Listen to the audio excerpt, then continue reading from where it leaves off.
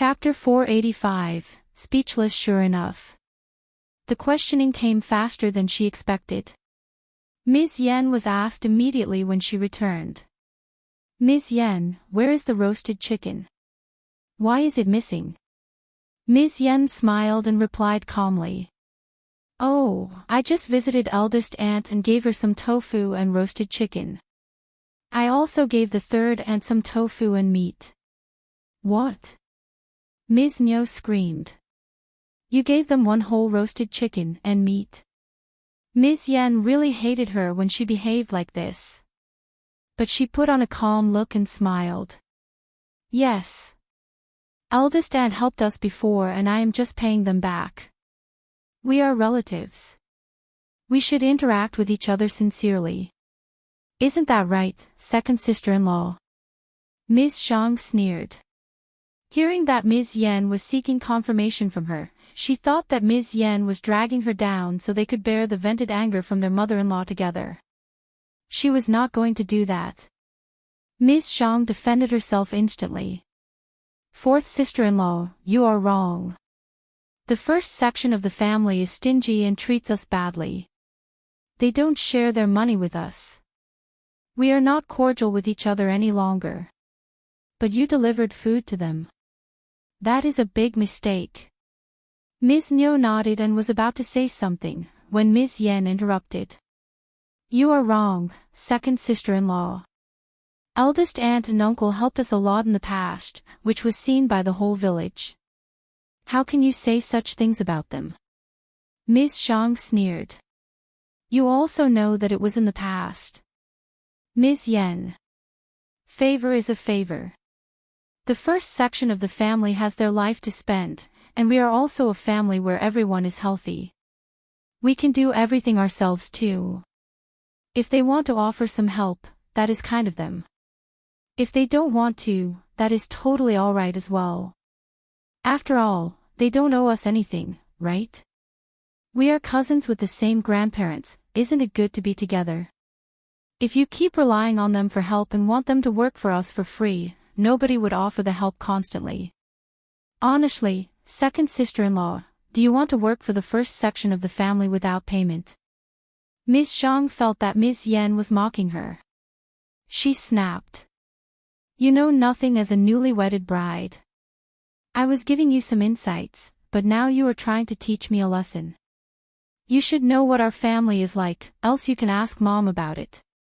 Ms. Yen said, Mom talks sensibly and logically. I may not know about our family, but this is a principle that doesn't change irrespective of the people. Ms. Zhang sneered. Speak with Mom about this then. Ms. Knight. Ms. Nyo opened her mouth but felt a little bit too embarrassed to say anything. Ms. Yen, you don't know anything about family affairs. Anyways, let's just drop it this time. Ask me next time before you act, okay? When your grandparents-in-law passed away, your eldest uncle promised to help us. He can't just ignore the promise. That is their fault if they break the promise. Look at the house they have now, how wonderful. They ignore us when they have money. That won't work. Ms. Yen. She was speechless. Whatever she said just now did not have any impact. How should they expect the first section of the family to take care of them? They had their own grandchildren already. Ms. Yen did not answer Ms. Nyo directly but smiled. Mom, don't worry. I only do things which I think I should do. We should be sensible, right? Chapter 486, Instigation about Dowry. Ms. Nyo thought that she had agreed to what she instructed. So, she nodded and said, let's eat dinner. Ms. Zhang, what are you waiting for? Go and prepare dinner. Ms. Zhang was completely annoyed. Ms. Yen was the newly wedded daughter-in-law and she should work, not her. Ms. Zhang sneaked a glance at Ms. Yen, indicating that she should offer to make dinner. If Ms. Yen understood the rules, she would take over now. But Ms. Yen ignored her glance and greeted Ms. Nyo before heading back to her room. Ms. Nyo scolded Ms. Zhang for not complying with her wishes. Ms. Zhang lowered her head and left angrily. She cursed Ms. Yan inside her heart. Ms. Yan had made up her mind to hang out with the first section of the family. When she was not that busy, she would visit the first section of the family whenever she had time. Ms. Niu did not like it at the beginning, but Ms. Yan said that she was a newly-wedded daughter-in-law who should hang out with neighbors and relatives. She said that she could even try to see what the first section of the family was busy with. Maybe they could learn about how to make a fortune. Ms. Niu felt that her words made sense. So, she ignored her visits after that. Ms. Yan was good with needles and threads. Ms. Su and Yang Xiaoni were both bad at it. So was Ms. Chiao, who could not even make the shawls. Ms. Fong spoke highly of Ms. Yan's skills of needles and threads, to which Ms. Yan smiled modestly, and offered that she could teach Tao Tao. Ms. Fong was happy about it. She accepted the offer readily. In this way, Ms. Yan spent even more time at the first section of the family's home. For days, Ms. Yan was having a good time with the first section of the family, and Tao Tao improved a lot under her guidance. She liked this patient and gentle cousin-in-law. Ms. Su was a little defensive, but she did not think this girl was up to anything bad. Xiao Xian and Ms. Fong felt that Ms. Yan seemed to be a little different from the others in the second section of the family. Ms. Fong sighed. Silang was an all-right husband. But Ms. Niu and the second son of the family were really annoying. She wondered if Ms. Yan could tolerate living with them for long. Though it seemed that Ms. Niu could not control her, which Ms. Fong found to be strange. Ms. Yan taught Tao Tao how to work the needles and threads, so Ms. Fong asked her to stay for lunch. Ms. Yan had turned down the offer in the beginning, but started staying back later on.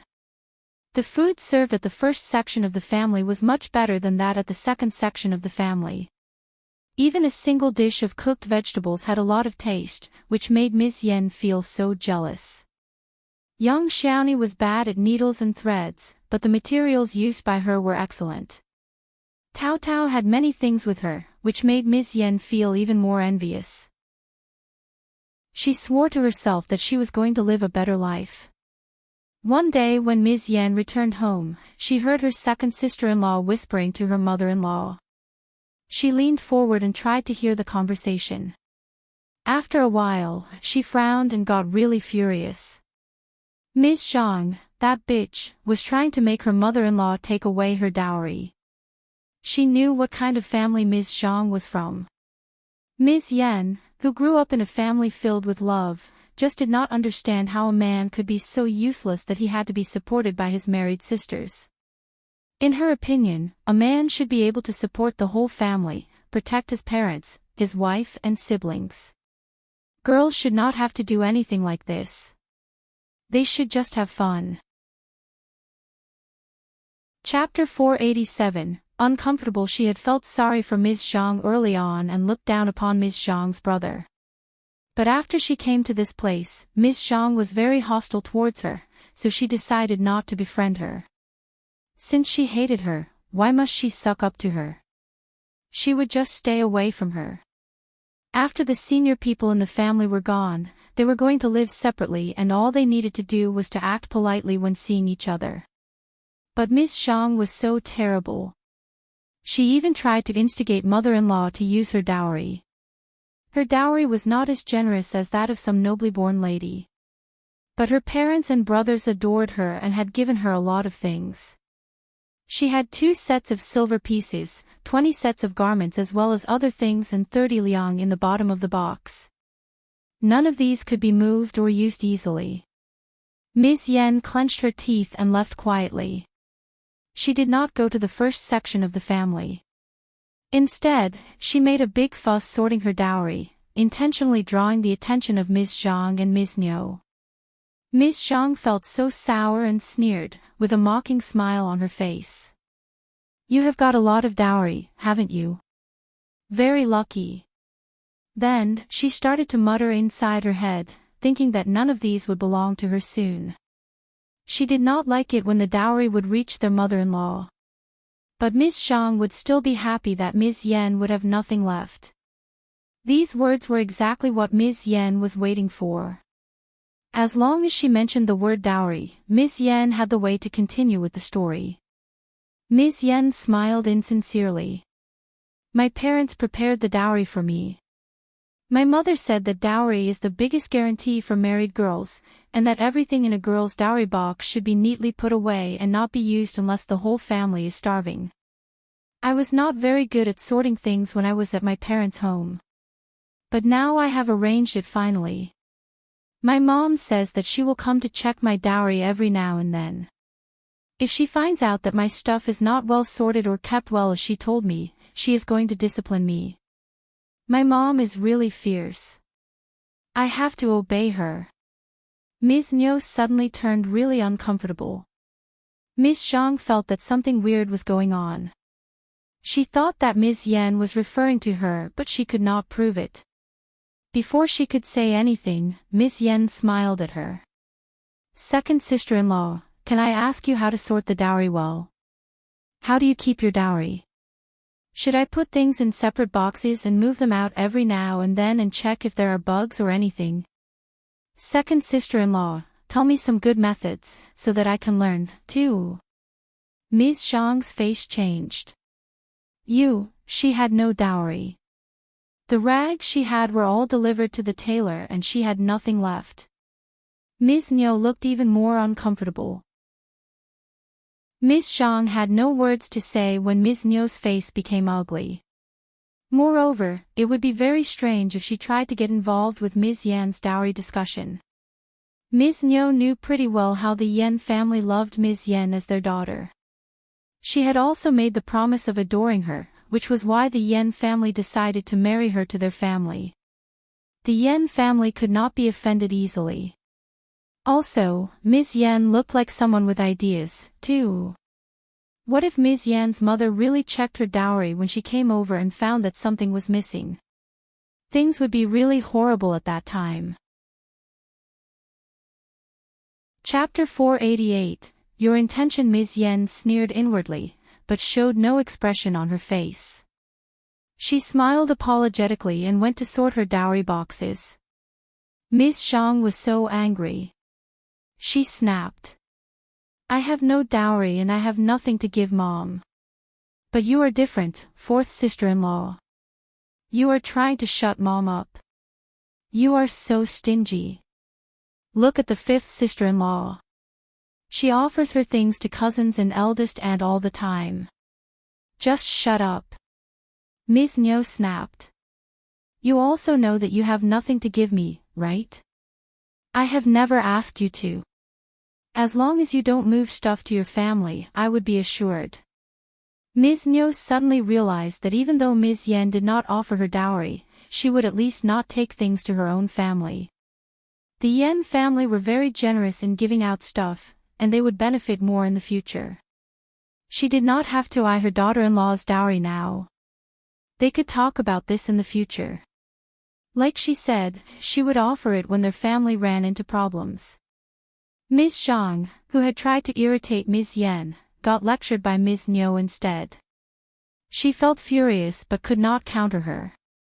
So she nodded timidly.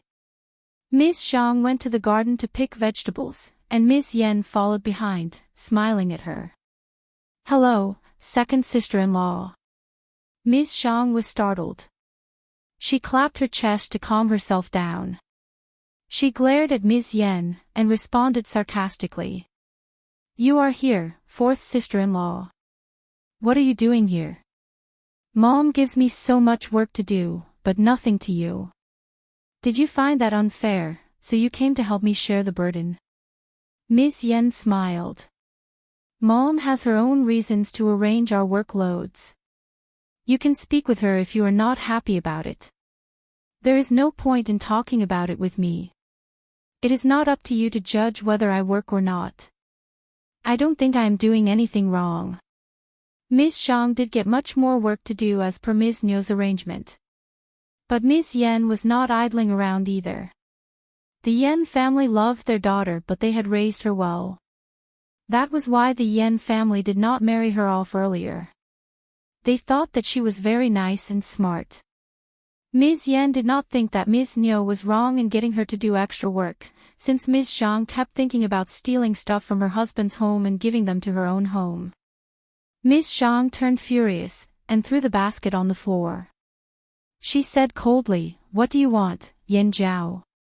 "That is my question to you, second sister-in-law." Ms. Yan's smile faded. Her face turned cold and she said, "I have just got married and never offended you. Why are you so hostile towards me? You even asked Mom to take control of my dowry. What is your intention, second sister-in-law?" Ms. Zhang's face changed immediately. You, I heard your conversation." Ms. Yan sneered. "I am not giving my dowry away to anyone, so second sister-in-law, drop your idea. You don't have to like me and we can just go separate ways. But if you ever dare to play tricks behind my back, I will let you know what I am capable of." Having said that, Ms. Yan threw a cold glance at her and left. Ms. Zhang shivered with anger. How dare she? This bitch, this arrogant bitch. Ms. Zhang was angry at Ms. Yan and the first section of the family, too. The first section of the family must have taught her to behave like this, since they spent so much time together. Chapter 489. Busy spring. Ms. Yan felt quite distressed, too. She came from a peaceful family and the first section of the family of the Xiao family was quite peaceful, too. But her mother-in-law was stupid, and her sister-in-law was narrow-minded and jealous of her. She was so upset. She was thinking about spending 2 more years here, and then making a huge fuss to separate the families. She would rather give money and grain to her in-laws than live with them. It was just too stressful. The following day, Ms. Yan visited the first section of the family again. Xiao Xian talked about visiting the mountains the next day. She mentioned that they would be busy with a lot of things, thus won't be working with the needles and thread. The weather was getting warmer. The flower fields needed to be loosened, the gardens needed to be tidied up, and the cultivation of tea seedlings was about to begin. After all of these were done, the shiitake mushrooms, wooden ears, and snow fungus would be picked again. Also, the tea tree seedlings in the mountains would be ready to be picked. It was time to do the transplantation. The branches of the sapling fruit would also need to be cut. Spring plows should be prepared for the land at the Zhang village, and they had to get ready to plant lotus and raise fish in the pond as well. Moreover, Xiao Xian and Xiao Yunduan would need to visit the province again. They were going to sell dried mushrooms, wooden ears and snow fungus this time. When they returned, the peach and apricot flowers would have bloomed. The first patch of roses would bloom as well. The spring would be a busy time for them. Especially when it came to planting trees and the creeping figs as well as lipsticks. All of these were important and big projects. They had very few people who could help. Hence, Xiao Xian and Xiao Yunduan needed to visit the province as soon as possible so as to hire and buy some labor. When they got some time during the intervals, they would go into the mountains to walk around. Everyone except for Qi had not been there for a long while. They all kind of missed it. Even Xiao Yunduan had decided to follow along. They were all used to seeing Ms. Yan at their place these days. Feeling delighted, Tao Tao smiled at Ms. Yan. "Cousin, do you want to join us?" Everyone was startled hearing that. Although Ms. Yan went on well with Xiao Xian and Tao Tao, she was from the second section of the family, and there was still estrangement between them. Ms. Yan was aware of this point as well. But if Tao Tao mentioned this, it basically meant that she was being treated as a part of them.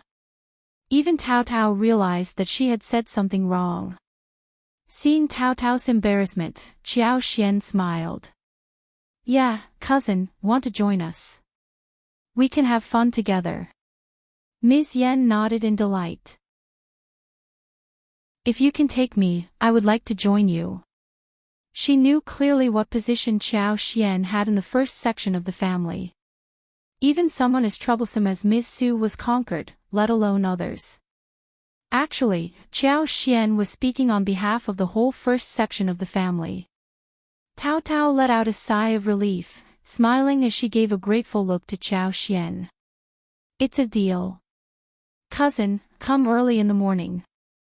We will be leaving early. Okay. After deciding this, they started to talk about the trip into the mountains. It was a lively conversation. Back in the room, Xiao Xian smiled at Xiao Yunduan. Darling, you are well-read and see things far more clearly. What do you think of this new cousin? Xiao Yunduan chuckled. You like to hang out with her. That is your gut feeling, right? The two of them exchanged a look, and Xiao Xian smiled. You are too smart, which makes me feel smart as well. Chapter 490, Feeling Closer. Xiao Yunduan smiled. Cousin seems okay. The second section of the family is lucky to have her. She can control them. Xiao Xian nodded and said, yeah. We just need to talk sense with her and any matter can be solved. But second aunt and second uncle would get really annoyed because of her existence. Xiao Xian admired her cousin deeply. If she had been married to a family like that, she would have run away. Early in the morning, Ms. Yen showed up. The first section of the family had already made buns the night before and steamed them the following day. It was still cold enough to keep them from turning rancid overnight. They made sauerkraut, winter bamboo shoots with smoked meat dice stuffing, and vermicelli egg stuffing. They also steamed a lot of flour rolls with chopped green onions, and white flour steamed buns to take along for 11. Ms. Yen shared breakfast with the rest of the family and left before dawn just broke. They felt so happy to be in the mountains, which they had not been to in a long while. In this cold spring, the mountains were still green. The trees had not yet grown leaves, and the dead grass had also not yet grown new leaves.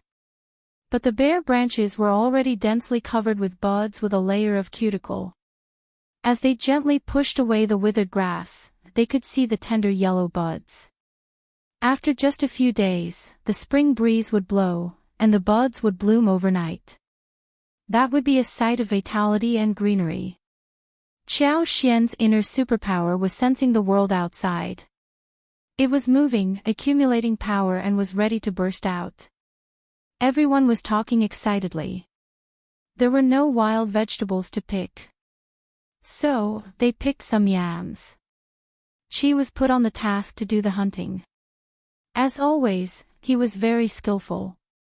He pulled the bow and always hit the targets. Young Xiaoni and Tao Tao as well as Xiao Sanlang all cheered. They went up to pick the hunted animals. It was the first time for Ms. Yen to watch such a scene. She was startled. She was so good with bows and arrows. Honestly, with him around, the first section of the family would enjoy a good life for the rest of the days. Moreover, Xiao Yunduan had become a cultivated talent and Xiao Xian was from a family of officials. Ms. Yen was in awe of Qi and found that her in-laws were totally stupid in their heads. She was going to tell her husband not to talk ill about the first section of the family, or be calculative with them. They harvested a lot after half a day. They had dozens of wild roosters, rabbits, grouses and pigeons. Xiao Xian had seasoning spices with her, so they could eat roasted wild roosters and rabbits. As the sun shone upon them, wind blew by. It was not so cold there. Once the fire was lit, they felt nothing but warmth. They chose to start the fire close to the water source. They removed the skin and fur of the animals and soon put the wild rooster and wild rabbit into the bamboo and placed them over the fire. They had good control of the heat, and put salt, homemade 5-spice powder on top of them. They spread honey twice in the middle, and finally sprinkled chili powder on the skin. It looked like the skin was crispy and the meat was tender, especially delicious. Ms. Yen was not a foodie. But she could not help feeling attracted to the food. Young Xiaoni and Xiao Sanlang could not wait to have a bite. The texture was crispy and it smelled fragrant. The roasting was well done and people just could not stop wanting to devour all of it. Chapter 491. Take it slow. Xiao Sanlang could not help but speak up. We have harvested a lot today. Fifth sister-in-law, what about doing a grill in our backyard tonight? They had been making different kinds of dishes during the new year, and they tried grilling once, which left a good impression on everyone. Now they had a spacious place, much easier to grill. Everyone nodded, as they heard Xiao Sanlang's suggestion. Grilling was a lot of fun and delicious. It appealed to everyone's taste buds. No one could turn it down. Qiao Xian smiled. Okay, let's go down now. Or we will have no time to marinate the meat. Sure. Let's go home now. Seeing that everyone was laughing and cheering together, Miss Yen smiled but felt jealous. She did not think that her own family could be as close as them. Qiao Xian smiled at her and offered. Join us. Ms. Yen did want to join them, but she shook her head and smiled. Next time. It is getting cold and it won't be okay to leave home at night. It was not a good thing for her to go to the first section of the family alone at night. She could hide it from everyone else, except for her husband.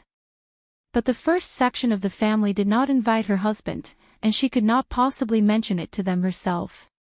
But it was not the first section of the family's fault. The second section of the family was too annoying and unfriendly to them before. She was already quite happy that Tao Tao and Qiao Xian accepted her so fast. She could take it slow to mend the relationship. Obviously, Qiao Xian and her family had thought about this as well. So they did not insist. On the way home, they dug up some fresh yams, winter bamboo, and went home with the harvest. Qiao Xian felt a bit sad about the lack of fresh vegetables. It was not time to eat different kinds of wild vegetables. When spring came, they could eat ferns, spring bamboo shoots, mushrooms, dandelion seedlings, shepherd's purse, Chinese tunes, wild onions, wild leeks, cress, etc. Back at home, Miss Fong smiled. You are back early today. Oh, you got so many things. Xiao Sanlang smiled. We came home early to grill. Miss Fong laughed. No wonder you are home early. You are greedy for delicious food. It must have been your idea. Everyone laughed. It was always Xiao Sanlang who came up with the idea about food. Miss Fong picked 3 winter bamboos, 1 wild rooster and 1 wild rabbit to let Ms. Yen take back home. Ms. Yen turned her down, but Miss Fong smiled. You can't go home empty-handed, right? We have many things, just take them. Ms. Yen thanked her and left. When Ms. Yen was gone, they started to do a series of labor work including boiling water to remove hair, picking vegetables from the garden, preparing charcoal fire and wire, as well as lighting up the stove. Ms. Su's belly had not yet stuck out. This baby did not stir up a lot of trouble in her stomach, so she was fine and could eat all kinds of things. Qiao Xian and Qi started to prepare the grill, which attracted Ms. Su's attention, who helped with preparations as well. They had 13 wild roosters, 8 wild rabbits, roosters and pigeons and 5 other big wild birds. They gave away 2 to Ms. Yen but still had many left. They could not finish them in one go. So, Qiao Xian decided to salt them and hang them up to turn them into smoked food. Only when they were smoked could they be kept for a longer time. Chapter 492, Disapproval. They used 2 roosters and a rabbit and cut them into different slices. The meat was marinated with seasoning for the grill. They even marinated wings, chicken stomachs and feet, so everyone was able to have a portion each. They picked several 3-finger-wide cushion carps for marination as well. There were a few quibs as well added in. Apart from the meat dishes, they also prepared a few vegetables, including fresh shiitake mushrooms, leeks, winter bamboo shoot slices, winter melon slices, pumpkin slices, yam slices, Chinese cabbages, etc. To avoid the grill getting too oily, they chopped the roosters and pigeons into 4 big dices and marinated them with ginger and cooked wine for porridge. Qiao Xian made the seasoning. In the evening, they started the fire for the grill. The 2 stoves were covered with wire, and pieces of marinated meat were roasted on them. Soon, the meat started to sizzle and smelled great. Xiao Zhenyan and Xiao Qing were walking around, eagerly waiting to eat. They could hear laughter in the backyard. Ms. Niu was very happy to see Ms. Yan bringing wild roosters and rabbits as well as bamboo home. Ms. Yan said that she bought them from eldest aunt, who sold them at a very low price. She even gave her the winter bamboos. Hearing that some money was spent, Ms. Niu felt heartbroken. She complained in an annoyed voice. "Your eldest aunt is bullying you. She even asked you for money." Ms. Yan was speechless. She forced a smile and said, "Mom, eldest aunt did not want it, but I insisted. We can't always take free things from them, right? I would not give away things for free if they ask me all the time as well. Also, it is really cheap. Let's cook the rooster with winter bamboo and leave the rabbit for tomorrow night." Ms. Knight. She did not like what Ms. Yan said, but she did not counter her. But when she thought that she did not pay herself and Ms. Yan did it for her sake, so she decided not to continue discussing it. She still added, "Don't be so silly next time. Chi can hunt, and he can share stuff with us easily. We don't need to pay them." Ms. Yan smiled. "I am going to cook now." Ms. Yan found the whole concept so strange. How could someone take things without paying and still find it reasonable? But she could not say anything against her mother-in-law, though she disapproved of her behavior. But she could say something to her husband. The next day, Xiao Yunduan and Qiao Xian went to the Zhang village. They visited Ding Erju and his wife as well as a few tenants, discussing plowing when spring arrived. Then, they met the land officer at the Zhang village, informing him that the creeping figs and tea trees would be ready for cutting. This was the right time. It was neither cold nor hot, and the cuttings and transplanting would not lose water. After the first spring rain, they could quickly revive, take root and germinate. Also, Qiao Xian was surely going to take care of those plants with her superpower. They would survive and grow well. The villagers were willing to make some money for the early spring plow. Qiao Xian asked the villagers to apply at Ding Erza's place. There were 10 vacancies maximum, 1 from each family, until the positions were filled.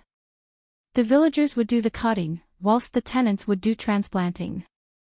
When the arrangement was done, they went into the mountains to dig tea tree seedlings and cut the creeping figs. They asked only their own people to do the work, rather than anyone outside the family. Chapter 493. Rolling Eyes. Xiao Yunduan had become very confident after learning from Master Yun for so many days. He was a smart person to begin with and he could pick up things fast. During this period, Xiao Yunduan went to help with the digging of tea tree seedlings as well. Eventually, Qiao Xian, Xiao Yunduan, Xiao Sanlang and his wife, Xiao Daolong and Qi as well as Tao Tao were all there. Ms. Su would have joined them as well if she was not pregnant. She really wished to make money but she was pregnant so she dropped the idea. Eldest uncle did not know what Qiao Xian was up to. But seeing that they were going out, he said, "If you need any help, get Erlang and Sailang to help you. Meiling could be helpful too, if Tao Tao is with you." Xiao Sanlang could not help but roll his eyes. Qiao Xian smiled. "We are not short of laborers, thanks. Eldest uncle." He suspected that Qiao Xian was doing that on purpose but he had no evidence for that. The places where golden sprouts and lavenders grew had many tea tree seedlings. So, they dug them out, tied them up and transported them on the donkey carts to the Zhang village and passed them on to the tenants. The days were not yet warm, and Qiao Xian decided to wait a little longer for the seedlings to be planted. They did not have many tea tree seedlings. Hence, they spent 4 days digging everything that could be dug away. They had 5 mu of golden sprouts and 3 mu of lavender at the Zhang village. These tea seedlings could be picked this autumn, and Qiao Xian thought that the effort was worth it. It was a test for the tea processors to train themselves, so the whole process could be smooth henceforth. It will soon rise to a certain scale next year. With her superpower as the assistant, they would definitely have a lot of tea leaves next year. They had just finished digging when Xiao Daolong was summoned to the meeting. They were going to fix the main canal, and that's why Land Officer Ding gathered everyone for the meeting. As a result, Xiao Daolong did not join them to dig the creeping figs. There were 3 main canals in the village. All the water for irrigation of paddy fields was brought through these 3 main canals. The largest and longest main canal had not been repaired for many years, and it was high time. When the land officer mentioned it, no one objected. Therefore, all the households involved in the irrigation of the main canal would provide labor and take turns to repair it. The first section of the Xiao family also had a field to draw water from the canal, so Xiao Daolong had to repair it too. It would take 3 days. Qiao Xian and the others continued to go into the mountains to cut the creeping figs, whilst Xiao Daolong went to fix the canal. This work was much easier and faster than digging seedlings. They cut a certain amount, sent it to the Zhang village in 1 day and had it cut into pieces of more than 20 centimeters. The amount of cuttings in a day was enough to cover 10 mu. At this rate, they would only need 5 days to finish the work. Qiao Xian asked Xiao Yunduan to stop during the last 3 days. There is only a little work left, and we have enough help. You should stay at home and study. Xiao Yunduan could help when they were very busy, but not all the time. He was about to have lessons with Master Yun, thus he agreed. Then, you should take it slow. We have enough time to complete this. Qiao Xian smiled and agreed.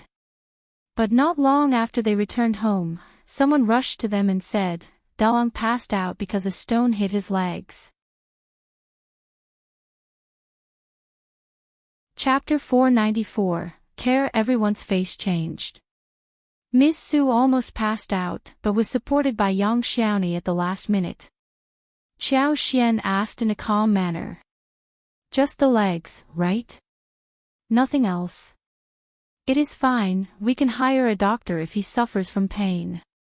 Don't worry, elder sister-in-law. Yes, yes. Ms. Fong nodded, as she saw the messenger.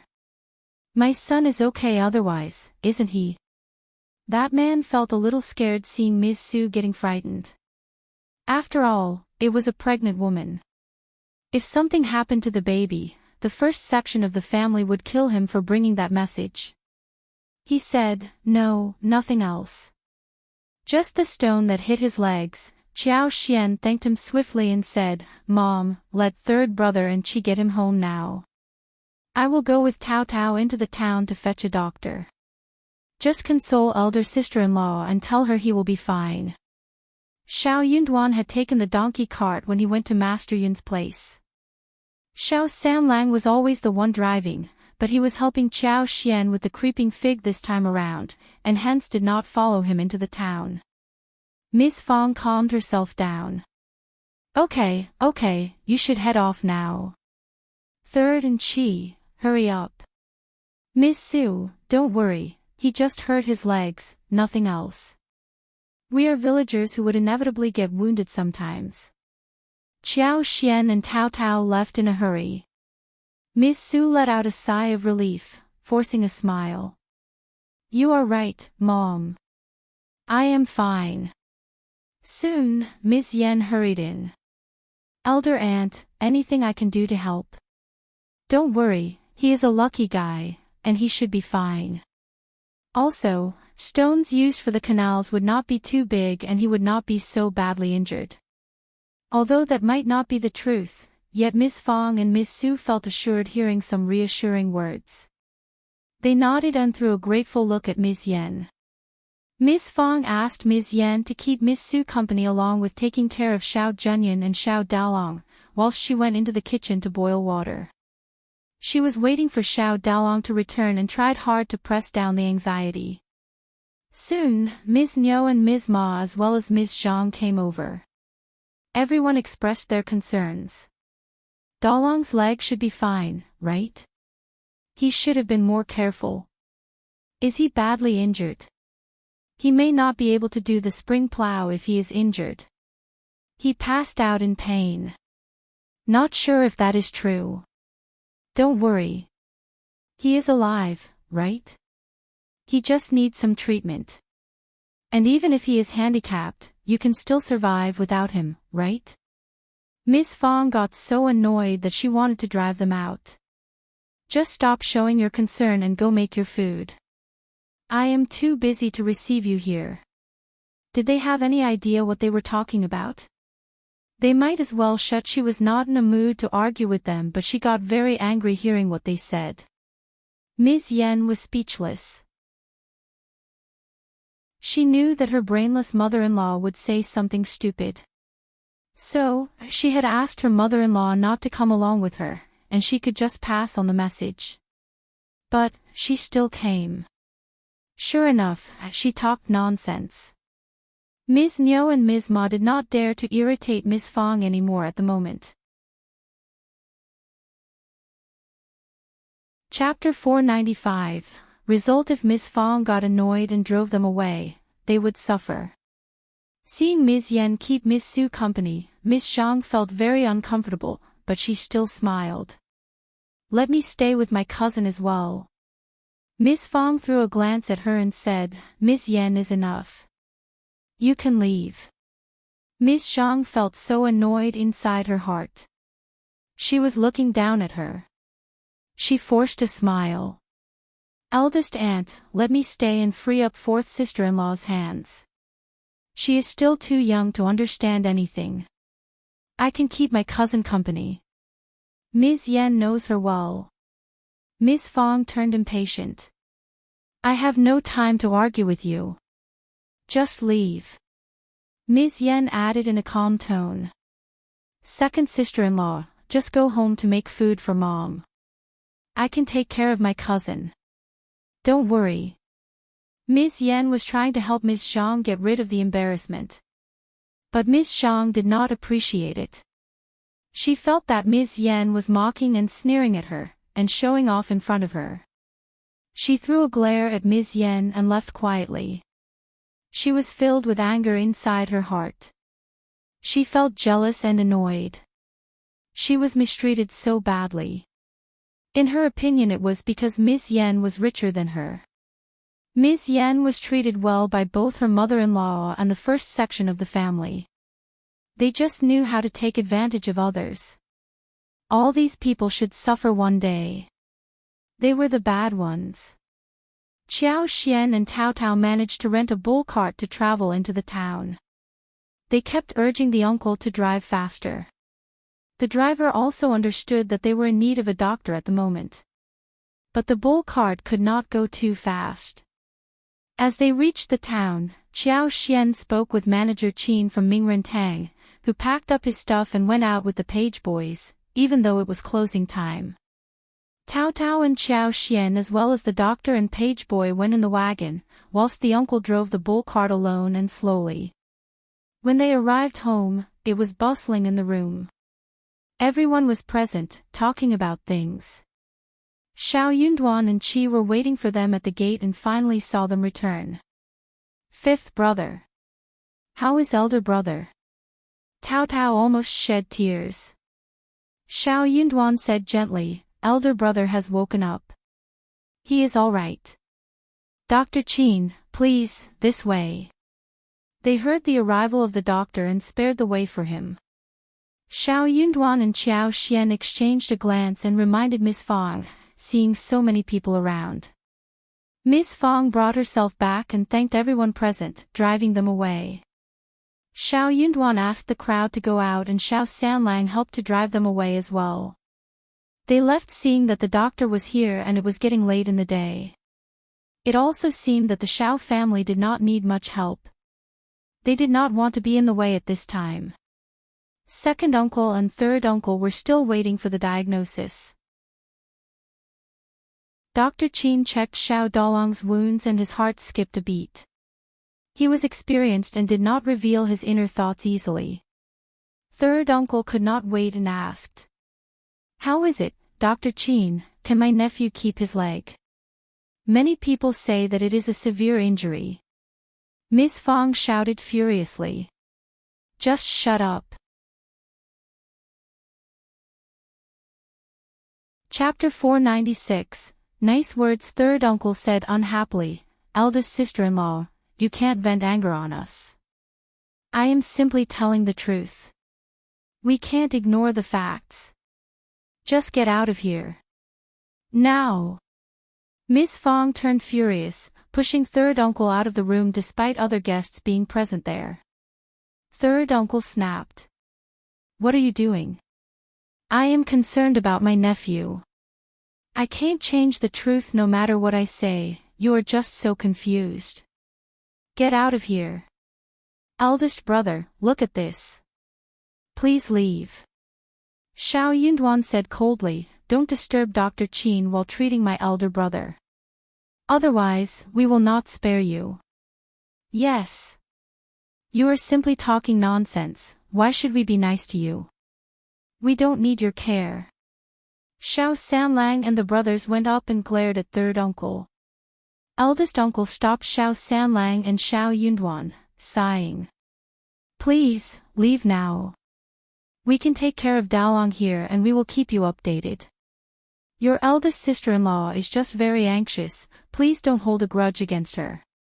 Ms. Fong sneered and spat at them. Xiao Sanlang and his brothers pushed them out. Third uncle and second uncle got annoyed, cursing that the family was heartless in the face of their concern. They finally left in anger. Seeing the scene, Ms. Yan got up and waved them goodbye automatically. Ms. Fong nodded and said gently, "Thanks for your help today." "You are welcome." "My pleasure." When the outsiders were gone, everyone turned nervous as they turned to Manager Qin. Qiao Xian had already told Manager Qin about Ms. Su's pregnancy. She said that if the situation was bad, he should share the truth privately. Manager Qin examined Xiao Dalong's calf, which was in a terrible situation. It might have been broken to a serious degree, and he might be limping from this day on. His right leg would not be strong enough to stand any heavy work. Also, during the change of seasons, it might hurt every time. Manager Qin sighed emotionally. But he felt that the Xiao family had a good status and Xiao Yunduan was a cultivated talent whilst Xiao Xian could make a lot of money. So, one limping laborer might not cause any problems for the family's livelihood. But he was going to be handicapped henceforth. That was a hurtful thing for all. He should be fine soon. Just take a good rest and wait for the injury to recover. Xiao Yunduan and Xiao Xian exchanged a look. Their hearts sank. Manager Qin was making a vague statement. They understood what he meant. Ms. Fong and the others did not notice the slight difference.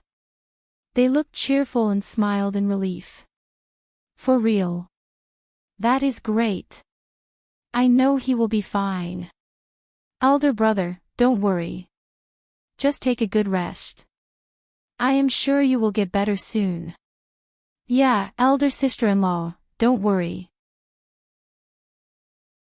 Xiao Dalong let out a sigh of relief and turned to Ms. Su, who had a pale face, smiling and nodding. Thank you all for looking after me, elder brother, you are being too polite. That is true. Ms. Su smiled too. Her eyes were wet, and she felt grateful and moved. They were lucky to have escaped. Manager Qin put an ointment and rebandaged Xiao Dalong's wound. He wrote some prescriptions and medical herbs for Xiao Dalong to eat and put on his legs. He had many medicines with him for leg treatment. Chapter 497, Not good in a few days, they needed to go into the town to fetch another portion of medicine. Otherwise, Manager Qin could come to check on him after 5 days. They could just use the medicine they had right now till then. Ms. Fong insisted that Manager Qin should come and check him again. The Shao family would gladly pay for the medical bills and fare. Manager Qin nodded. He needed to go back to the town, and waved goodbye to the first section of the family. The gate of the town was closed at this hour. But he was the doctor, so he had the special right to be allowed inside. All he needed to do was to show the patrol soldiers his identity card and to write down on the register what he had done and where he had been to. The first section of the family thanked him gratefully. Ms. Chow told Ms. Fong that she had already paid him. Just rest well, Mom. Ms. Fong nodded and sighed. Good child. You have had a long day too. I will give the money to you later. Xiao Xian nodded and walked out with Xiao Yunduan, Manager Qin and his page boys. Manager Qin. Manager Qin sighed slightly, knowing that these two had already understood what he meant. He said in a small voice, I am sorry, but Dalong is in a bad condition. His legs might not be well again. Xiao Yunduan's heart sank. Manager Qin, please. Tell me what we can do to make elder brother recover. We are willing to try everything. Don't worry. Manager Qin smiled bitterly. I am a doctor. I am not going to hide anything from you since you trust me. The bones of his calf and leg are seriously damaged, and the tendons are injured. Even the orthopedic master who is best at bone setting can't guarantee that he can recover fully. I'm afraid. Well, he should be able to walk, except that it will not be as convenient as before, and he won't be able to do any heavy work. Xiao Yunduan's face sank. No other solution. Manager Qin shook his head slightly. Almost impossible. Xiao Xian said, almost impossible, but there is a small possibility of recovering, right? Manager Qin did not know what to say. It can be taken as that. But full recovery was almost impossible. Xiao Xian smiled. That is good. Elder brother has always been healthy and maybe he can recover fast. He should eat well and rest well, so he can get better, right? Manager Qin. Well, makes sense. Xiao Yunduan greeted him. Thanks, Manager Qin. Take care on the way. I am off now. Manager Qin greeted back and left with his page boys. Darling, elder brother will recover. Xiao Yunduan felt his heart warm.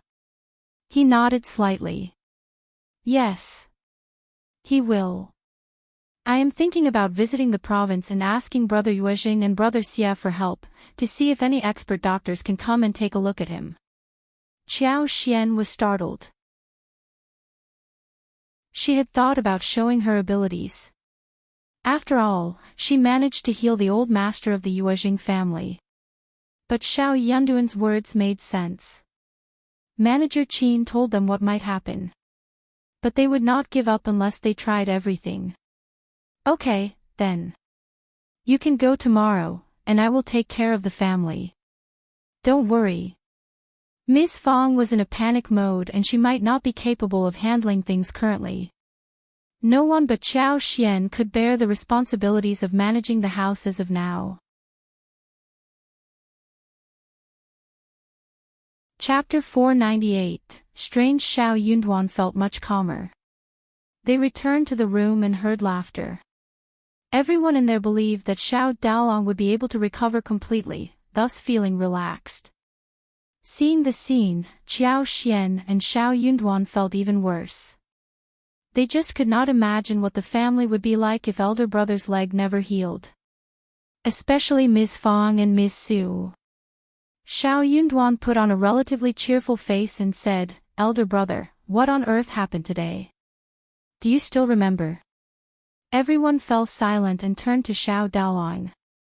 Ms. Fong asked with her teeth clenched. Yes, tell me. What happened? Such a thing should not have occurred. The part of the canal that Xiao Dalong was working on was not on a high place.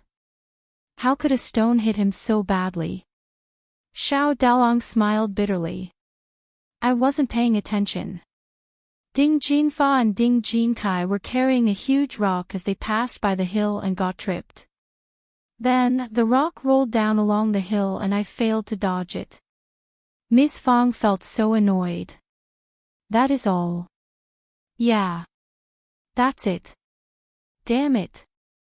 Miss Fong clenched her teeth. They hurt you and they have said nothing to us. This is not done. Miss Su agreed. Xiao Yunduan said, let's wait until tomorrow to see what they will do. It was an accident. But Xiao Dalong was unlucky enough to have run into the Eclipse 11L. They all became less cheerful than before. Young Xiaoni and Tao Tao made dinner and they found the day had turned dark and everyone was starving. Let's eat first. Miss Fong smiled. Sanlang, take the food to your elder brother first and you can eat later. Okay, Mom. Miss Su smiled. Mom, let me do that. I am capable of such small things. Qiao Xian smiled too. Yeah, Mom. Let the elder sister-in-law eat with the elder brother. They can keep each other company. That sounds great. Miss Su added. Miss Fong did not oppose it. She smiled and nodded in agreement. Xiao Sanlang was a foodie. But he could take the food to his elder brother before he himself ate. Qiao Xian admired their brotherhood. There was no news overnight. The next day, Xiao Yunduan left before the dawn broke. He was going to ask about doctors in the province. Xiao Yunduan did not tell Miss Fong and eldest uncle about this until this morning. It was Qiao Xian who mentioned it. They all cheered. That is great. Dalong will be healed soon. Miss Su was so moved as she turned to Qiao Xian. Fifth sister-in-law, thank you all. Qiao Xian smiled. Don't mention it, elder sister-in-law. We are a family. Due to what happened to Xiao Dalong, they did not go into the mountains to cut the creeping figure. Xiao Sanlang and Xiao Xiaoqi were busy taking care of Xiao Dalong. Qiao Xian asked Tao Tao to keep her company to drive to the Zhang village and to deliver the creeping figs which they had cut the day before, so Ding Erju and the others could plant them after a few days. Second uncle and third uncle came to check on the situation early the next day. Seeing Miss Fong in a good mood, they heard Miss Fong telling them that Xiao Dalong would recover after a few days. They all nodded cheerfully and showed some care before leaving. Chapter 499, Apology. The news that Xiao Dalong would not limp was spread across the whole village. Only then did Ding Jinkai and his brother, together with their parents, came to the Xiao family to apologize, with lowered heads. Miss Fong, Miss Su and Miss Chiao were really displeased, especially Miss Fong and Miss Su. They should have come to apologize the day before. But they simply rushed home after causing the accident, and Xiao Dalong was not even carried back by them. They came to apologize only after they heard that Dalong was getting better. Miss Fong sneered. What a rare thing that you remember to drop by today. I thought you chose to forget about it. Miss Su was always quiet. But she added ironically this time. I thought they would have been here yesterday. The two brothers of the Ding family and their parents looked very embarrassed. Ding Jinkai's mother forced a smile. Apologies, they were too scared to face the matter. Both of us were furious with them. We scolded and beat them yesterday. But it was too late to visit you, so we come this morning. It is their fault, but please, don't be mad. Miss Fong found the behavior to be disgusting. But she snorted coldly, without saying anything more. Eldest uncle coughed. It was an accident. No one wanted it to happen. Dalong is doing well and you have already apologized to us, so, Miss Fong cut in. So that is it. Luckily, my son is fortunate and strong. But when are you going to pay us the medical fees? Ding Jinkai and his brother, as well as parents, were startled. Medical fees? Yeah. Ms. Fong said, my son can't just both suffer physically and spend money too. Ding Jinkai mumbled. But we have no money. And you are so rich. His parents were silent but they showed the same expression. Ms. Fong got annoyed and snapped.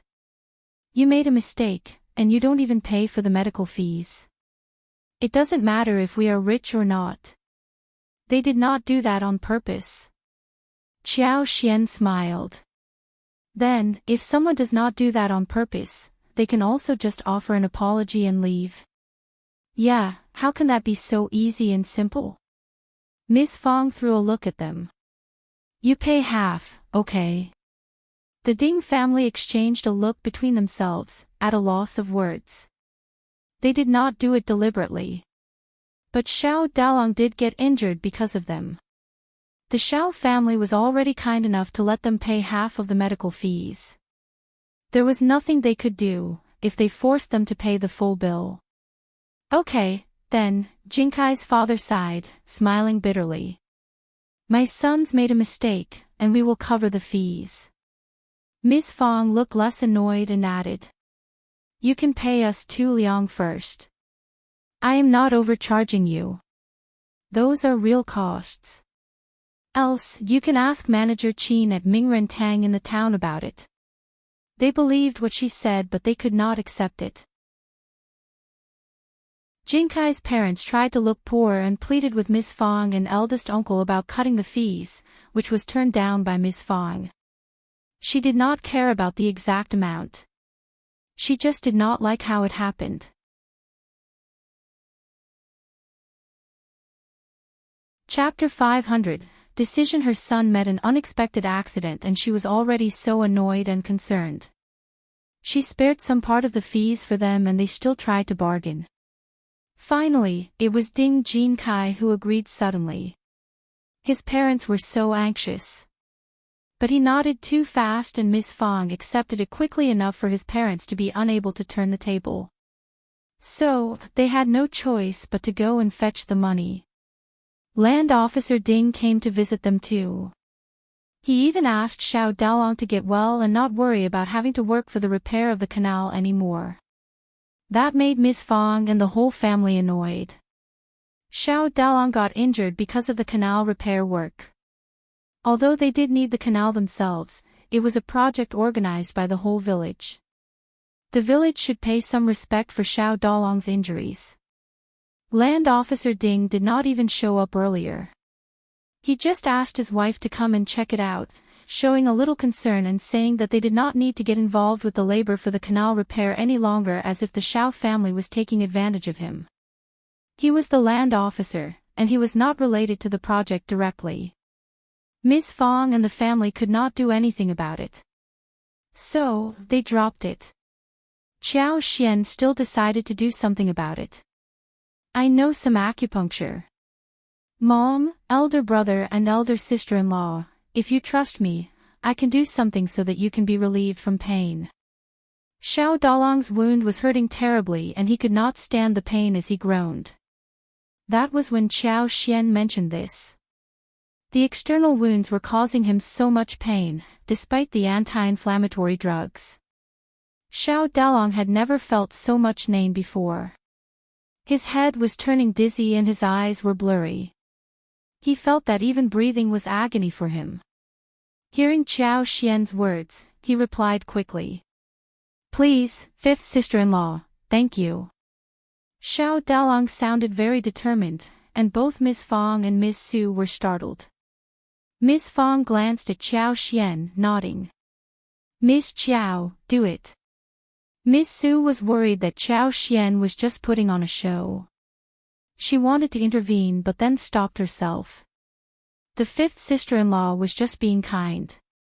Moreover, she could not object when her mother-in-law and husband both approved of the suggestion. Fifth sister-in-law, just be careful. Don't force yourself. You are not a doctor, and if you fail, it is okay. What she meant was that if she could not do anything to make her husband feel better, she could just drop it directly. Qiao Xian knew that Miss Su was worried about her husband, so even though she didn't speak nice words, Qiao Xian did not say anything about it but smiled. Qiao Xian had bought 3 silver needles from the province after the last incident. So, she managed to put on a proper show this time with them. Acupuncture was just an act. She was actually injecting superpower into Xiao Dalong's body, and was trying to heal his wound from inside. Ms. Fong and Ms. Su knew nothing. They were easily fooled. But she could not make Xiao Dalong recover instantly. After all, he was injured very badly. Hence, Qiao Xian concentrated her superpower on the broken bones. Gradually, he would turn better and others would link it to using good medicine and resting well, rather than suspect the strangeness of his recovery. As the superpower went into his body and caressed the pain, Xiao Dalong suddenly felt relief. He became far more relaxed.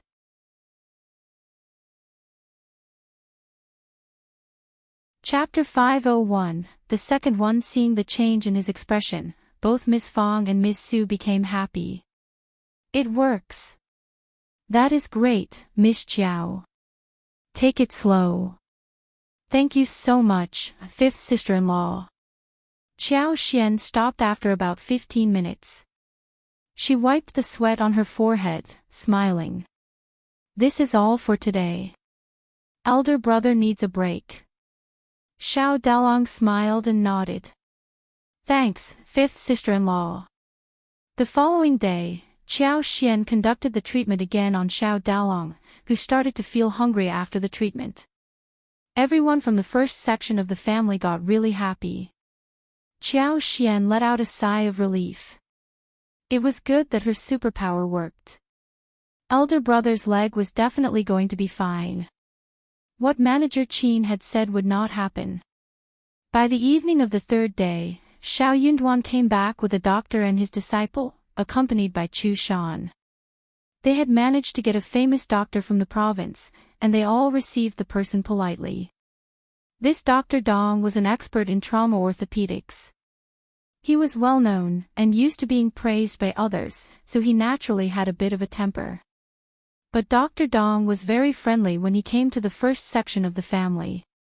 Young Master Xia and young Master Yuezheng had both informed him about this, and he, for the sake of those 2 important figures, restrained his arrogance.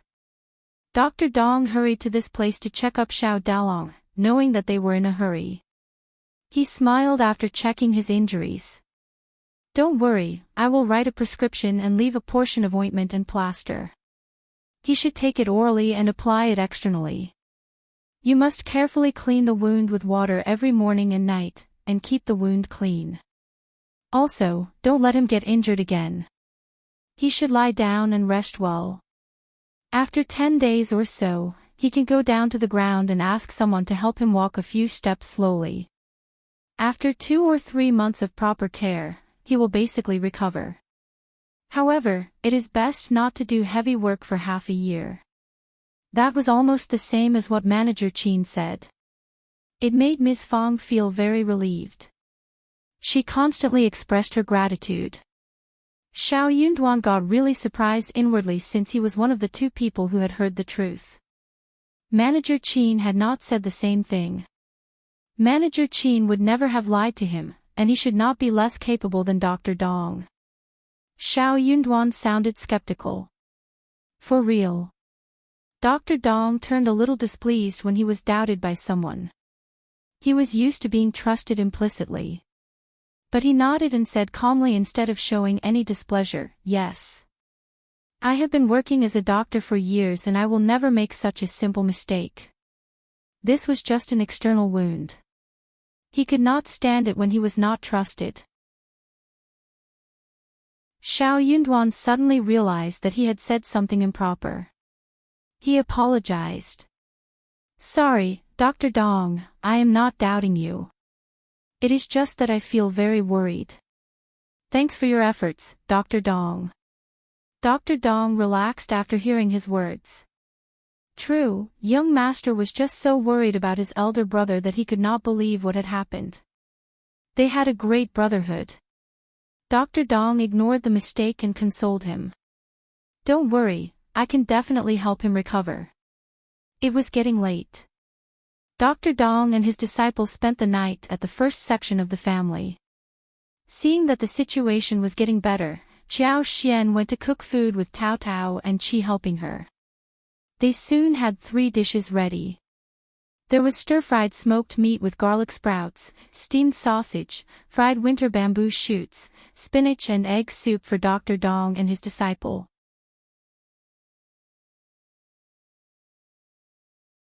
Chapter 502. Relief. The smell of smoked meat and sausages was fragrant, the winter bamboo shoots were delicious and tender, and the hot spinach and egg soup made people warm and comfortable. The food made them, who had been driving the whole day, feel so refreshed. They could not help but develop good feelings towards the Xiao family. The meal just eased them up. Back in the room, Xiao Yunduan smiled and said that they could really be relieved after listening to the doctor's words. Xiao Yunduan could not understand the truth and Xiao Xian found it funny. She was not confused at all but still tried to cover it up. She explained. It is said that there is a specialization in surgery. Dr. Dong is good at treating trauma, so it is not surprising that he can diagnose more accurately than Manager Qin. Furthermore, the elder brother had just been injured on the day when Manager Qin came, so the doctor's diagnosis might not be so accurate at that time. After all, no one knows how well the elder brother's body can heal. Now it seems that it has something to do with the elder brother's physique. Perhaps the eldest brother himself tends to recover easily. Xiao Yunduan thought what Xiao Xian said made sense. But something seemed amiss after pondering over it. He might have overthought about this. Thankfully, it was all good now. Xiao Yunduan slightly relaxed and nodded with a smile. You are right, darling. Dr. Dong and his disciple left early the next morning, since the patient's situation wasn't urgent. Xiao Xian conducted 2 more days of acupuncture and after the medication from the new doctor, Xiao Dalong felt much better. His wound still ached, and there was inflammation, but the pain did not cause him too much discomfort. It was bearable. Xiao Dalong was so grateful and kept thanking Xiao Yunduan and Xiao Xian. Oh yes, 5th sister-in-law, I can just stay here and rest, you can do whatever you want. Don't bother about me. I am sorry that I can't help you now, that is okay. Xiao Yunduan smiled. We can take it slow with our work. Elder brother, just focus on your recovery. Seeing that Xiao Dalong was doing well, Xiao Xian and the others went into the mountains to cut the creeping figs. Xiao Xian did not allow Xiao Yunduan to tag along. He was not needed for the remaining work. It should turn out well. Xiao Xian and Xiao Sanlang, Yang Xiaoni, Tao Tao and Qi spent 3 days gathering enough creeping figs. Then, their work would be sorting flower fields, digging the soil and removing weeds. They hired Xiao Dali and a few others from the village for help, together with Yang Xiaoni, Qi and Tao Tao who supervised the work. They only hired people with sealed lips. The hired workers saw a house inside the flower field and got curious, but they stopped prying when Tao Tao said that it was a place for them to take a break and appreciate flowers. No one saw the whole set of tools of lipsticks inside, thus saying nothing. The whole village soon learned about the hiring. Xiao Xian hired 3 families including Xiao Dali, who were paid 30 won each. It was a great deal. Everyone in the village got really jealous about it. The 2nd and 3rd section of the family were furious. But they thought of how they owed them the free labor. They gave up making a fuss since they did not want to work for the 1st section of the family for no payment. Moreover, Miss Fang was not in a good mood these days due to Xiao Dalong's accident. So, the other sections of the family did not dare to cause any trouble.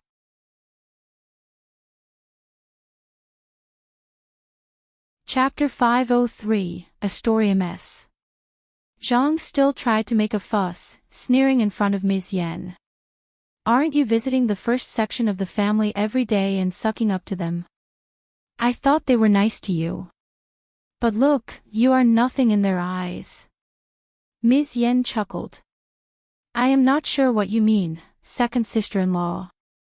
They treat me nicely. We are relatives, but I never thought about getting any benefits from them. So, you are worrying unnecessarily. Ms. Zhang snorted, sounding disdainful. She believed that it was Ms. Yan who didn't want to admit it. Ms. Yan did not want to argue with Ms. Zhang over this point. She had no interest in explaining it any further to Ms. Zhang. She did not care what Ms. Zhang thought about her relationship with the first section of the family. It was none of her business anyway. Ms. Yan still visited the first section of the family every day. Sometimes the visit was a little longer, sometimes a little shorter. But, she was always there. The cutting of the creeping figs was completed within 2 days. Qiao Xian went to visit the Zhang village again. Accompanied by Ding Erzhu and his wife, they went to survey the field of the creeping figs as well as the tea forest. She claimed that she wanted to see how the creeping figs and the trees were growing whilst in fact, she was trying to put her superpower into the plants. Otherwise, the trees were withering and the creeping figs might not survive. Qiao Xian pretended to be tired and took a break, during which time, she silently exerted her superpower, bringing vitality to the plants. Qiao Xian could sense that the trees that had been running out of water were already growing back at a very high speed. The creeping figs had full buds and found roots underground, that made Qiao Xian feel assured. She was going to exert one more burst of her superpower, so the plants should grow better. Back at home, she ran into Ms. Yan, Miss Fang and Miss Su having a nice conversation. Qiao Xian walked in and greeted them, as she turned to the backyard to wash hands. Fifth sister-in-law, Ms. Yan followed up. Qiao Xian looked up at her, smiling. Hi, second sister-in-law. Ms. Yan looked hesitant. But she lowered her voice. I need to tell you something. Qiao Xian was surprised. Ms. Yan was a cautious person. She must have been bothered by something when she hesitated with her words. Come to my place. Qiao Xian led Ms. Yan to the east wing of her yard. Ms. Yan let out a big sigh as if she were making a big decision. She said to Qiao Xian in a low voice, I bumped into Land Officer Ding and Widow's son talking in the bamboo forest near Widow's son's garden. I was close by, but they did not notice me. Ms. Yan happened to be in the neighborhood area near Widow's son's home yesterday afternoon, when she was picking vegetables. Ms. Yan saw some winter bamboos in the forest, thus hoping to try some luck. Unexpectedly, her luck wasn't with her. She did not find the winter bamboos, but accidentally ran into the affairs of Land Officer Ding and Widow's Sunday. Ms. Yan got so frightened. But the thick, tall bush in the forest sheltered her. She collapsed and her hands covered her chest tightly, holding back her breath. She was a newcomer to the village. She should not reveal this to anyone else, even if she saw that.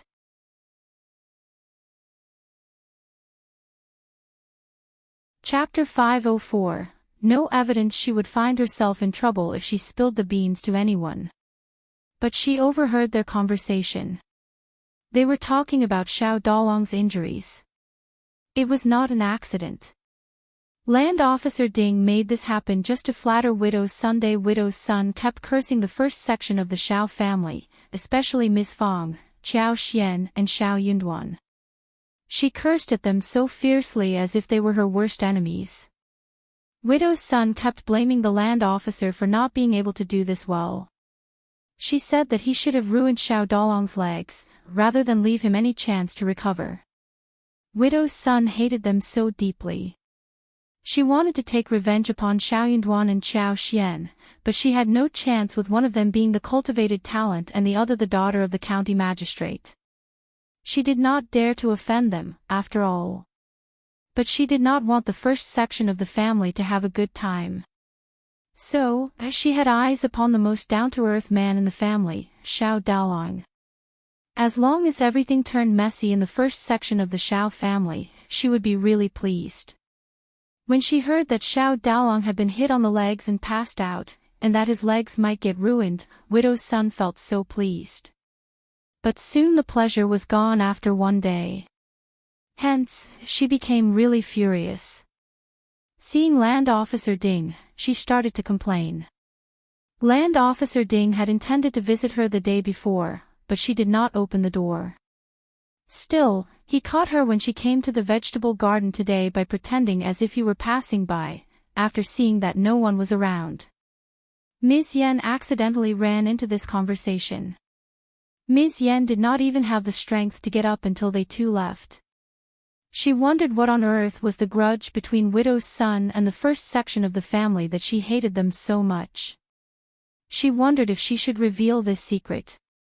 If she kept the secret, she would feel very uncomfortable in heart, but if she told the first section of the family about it, she would be doing them a huge favor, which she did not want to waste so easily. She had no evidence. Nor did she want to get involved with this thing. She was a newcomer, and if she was involved, her reputation might be ruined. After thinking for a long while, Ms. Yen finally decided to tell Xiao Xian about it first. She believed that Xiao Xian and Xiao Yunduan were calm people who would know what to do with this matter properly. If she told this to Ms. Fang and Ms. Su, Ms. Yen would not be able to imagine what might happen. Xiao Xian was shocked. Are you sure, second sister-in-law? For real? Widow's son had never had a good reputation, and Xiao Xian heard some gossip about her too. But Xiao Xian never believed those groundless rumors. Widows were always the topic of gossip for some people. But Widow's son was over the top. Ms. Yen felt relieved after telling her. She nodded. I am not mistaken. I saw through the cracks. It was them. Xiao Xian, she felt fury arising inside her heart. That is disgusting. Fifth sister-in-law, please calm down. Ms. Yen felt her heart throbbing. Fifth sister-in-law, should you speak with fifth brother about this first? Don't tell eldest aunt right now. She might rush into Widow's son and the land officers' homes to make a fuss about it. If that happened, things would get worse. Xiao Xian took a deep breath. Second sister-in-law, don't worry. I will talk about this with my husband first, and we will never tell anyone else, including Mom, about it. We have no evidence at the moment, after all.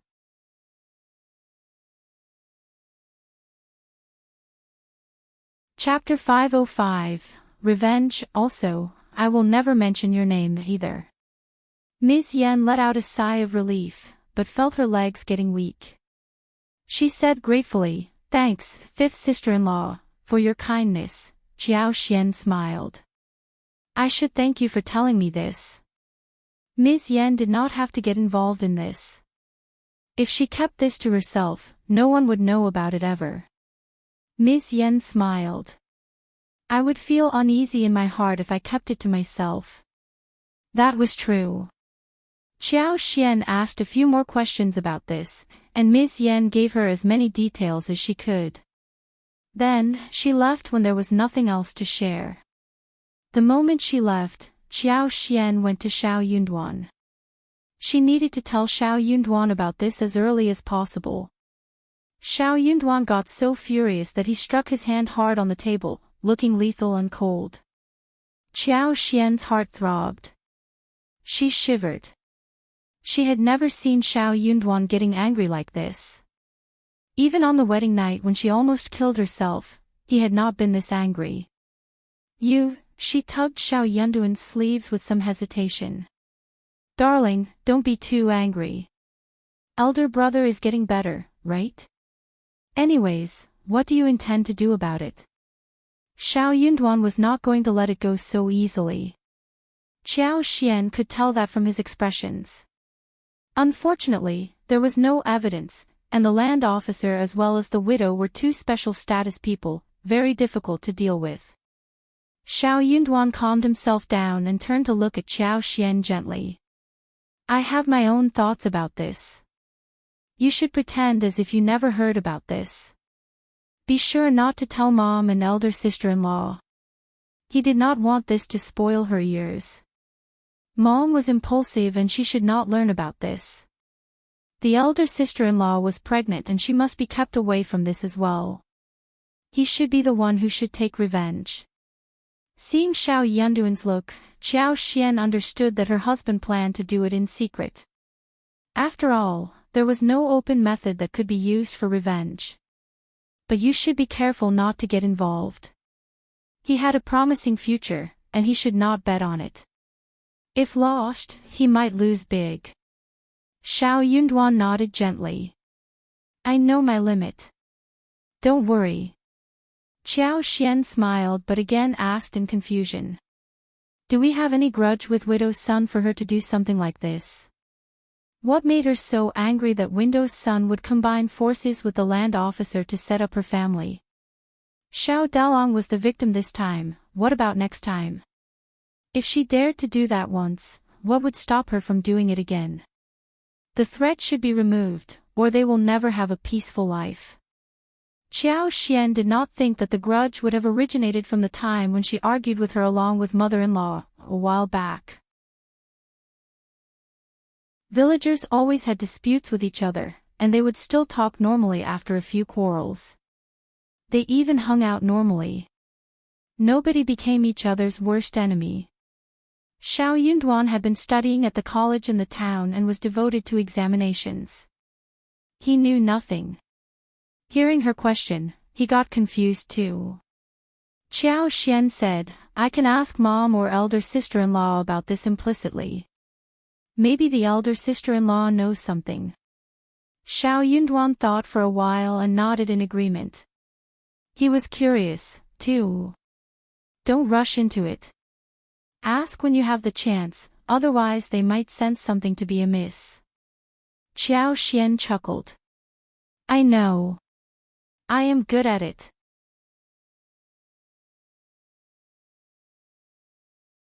Chapter 506. For his elder brother. When Ms. Yan visited them again, Qiao Xian greeted her happily as if nothing had happened.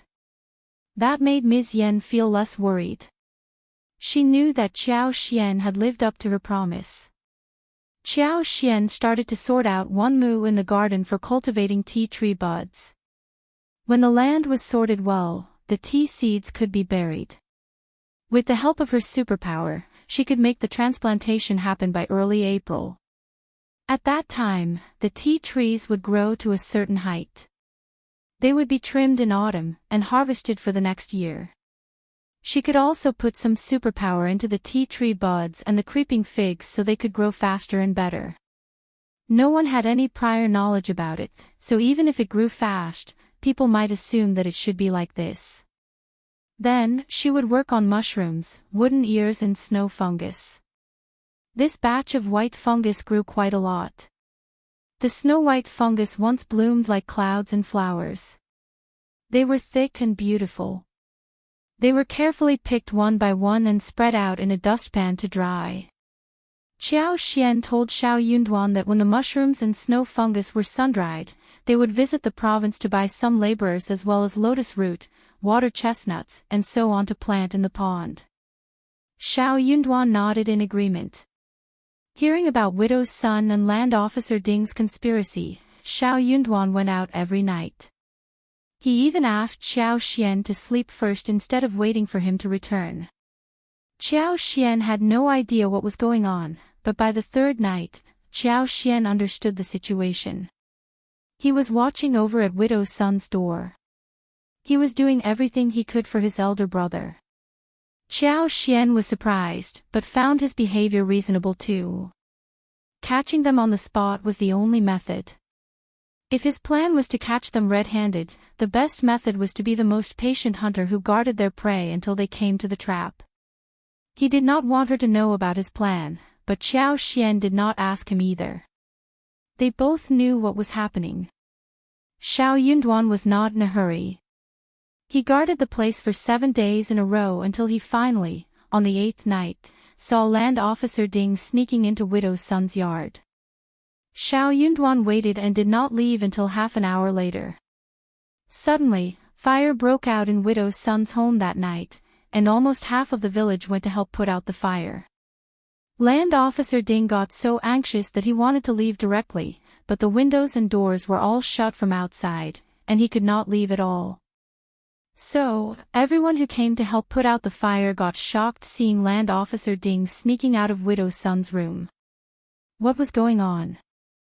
They understood immediately that Land Officer Ting was not in Widow's son's room for a friendly chat.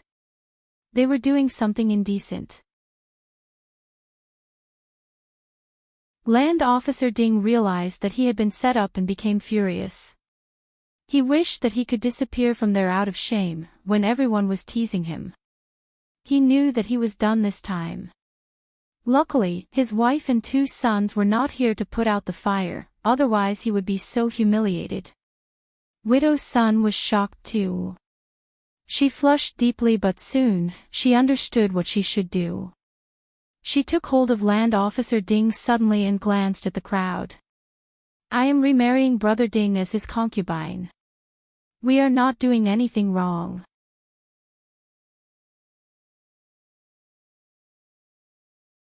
Chapter 507, Concubine. The Land Officer was startled, but recovered quickly. Yeah, that is true. Then, why not share it earlier and instead do it on the sly? But for the fire tonight, you would not have said this to us. True. It is a terrible excuse. You think we are all fools. Shame on you. We are not going to have such a shameless land officer here. True. All of those who countered the land officer had the family name of Xiao. Those surnamed Ting understood what was going on, and thus did not help the land officer. Widow's son did not care. She kept arguing with the others, saying that she was the land officer's concubine. So, they were not wrong in their conduct. In the end, when this news was spread to the clan, they both retreated. Land officer quit his position as the land officer, whilst it was time for someone with a family name of Xiao to take over the position. The clan did not go any further with this. Also, from that moment on, Widow's son became Ding Jiahao, the former land officer's concubine. Widow's son let out a sigh of relief, and gave in. She was just defending herself. It did not depend on her whether she became the concubine. It was not announced, so she could not be counted as one, no matter what. When Ding Jiahao went out of her house deep at night, it was already a very bad situation. She was very afraid that Ding Jiahao would blame her for this affair, saying that she seduced him, when they were caught on the spot. It was a big problem. So, she came up with the idea of dragging him down. A concubine was the last choice, but they could at least survive in this way. The land officer had some feelings towards her, and if she could work on him well, she would lead a good life. As for those with a family name of Xiao, they had never liked land officer Ding in the first place, since he always favored those surnamed Ding. So, they took this chance to push him down. They were in the same village and they could not drive away the entire Ding clan. Hence, they forced him to give up the position of land officer and have someone with the family name of Xiao take it up. In this way, the whole thing was over. Also, they promised not to spread the rumor. The Ding families let out a sigh of relief. If the news was spread, not only the land officer himself, but everyone with the family name of Ding would be humiliated. A land officer slept with the wife of a distant cousin, that sounded ridiculous. Although they could not completely stop it from spreading, it was enough when the rumor was limited within a certain range. There was nothing more they could do about it. After all, many people witnessed this scene the other night. Soon, a new land officer was elected from the Shao families, namely the second grandpa of Shao, Shao Dao's father. He was always just and fair, a highly respected, elderly man in the village.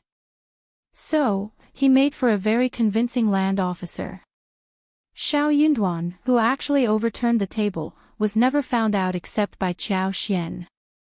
Qiao Xian guessed that it was her husband who did it. But she needed to verify this after being driven by curiosity. She asked Shao Yunduan carefully that same night. "You did it, didn't you?" Shao Yunduan laughed, seeing her careful look. He turned to her and nodded with a look of profoundness.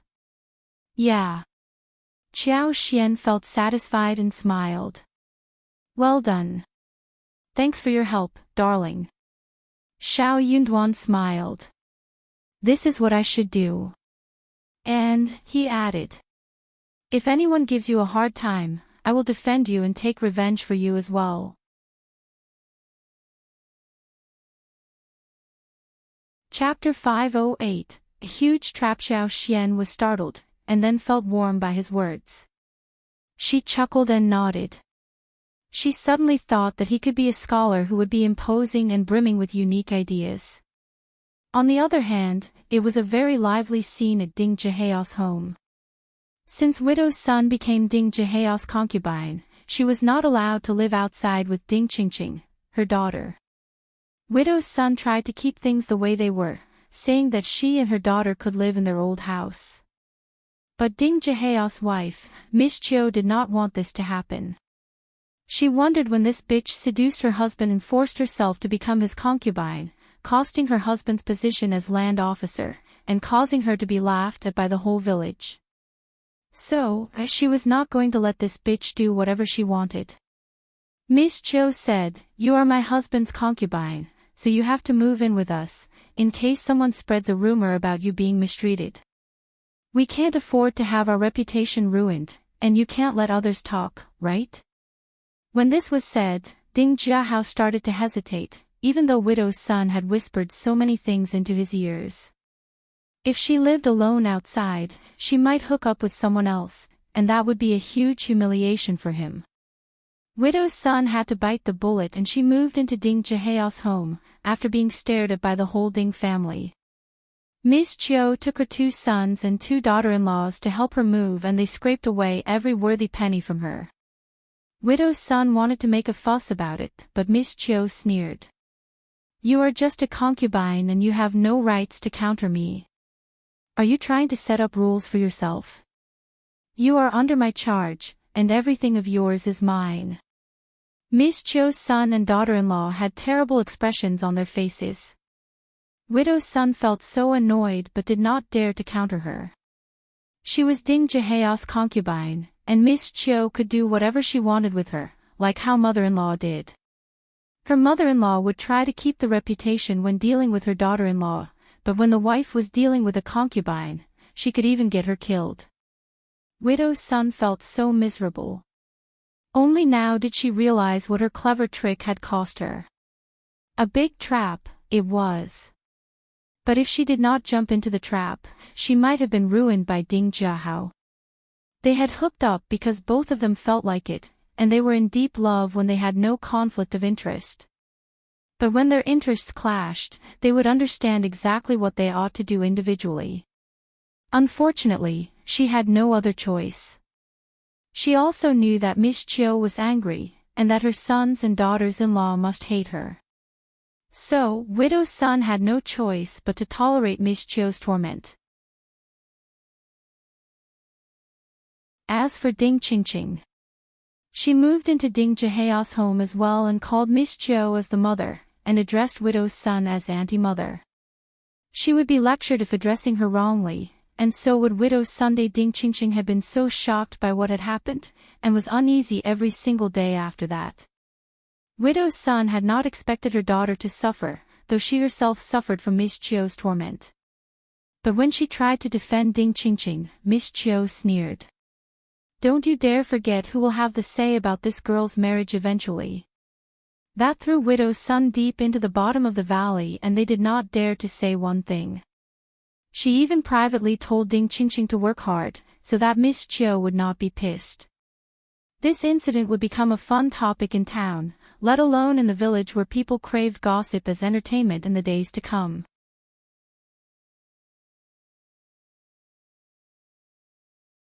Chapter 509. Scary. Everyone was watching Ding Zhiheao's family and the show between Widow's son and Miss Chiu, which was spread across the whole village and had become a good pastime between teas and meals.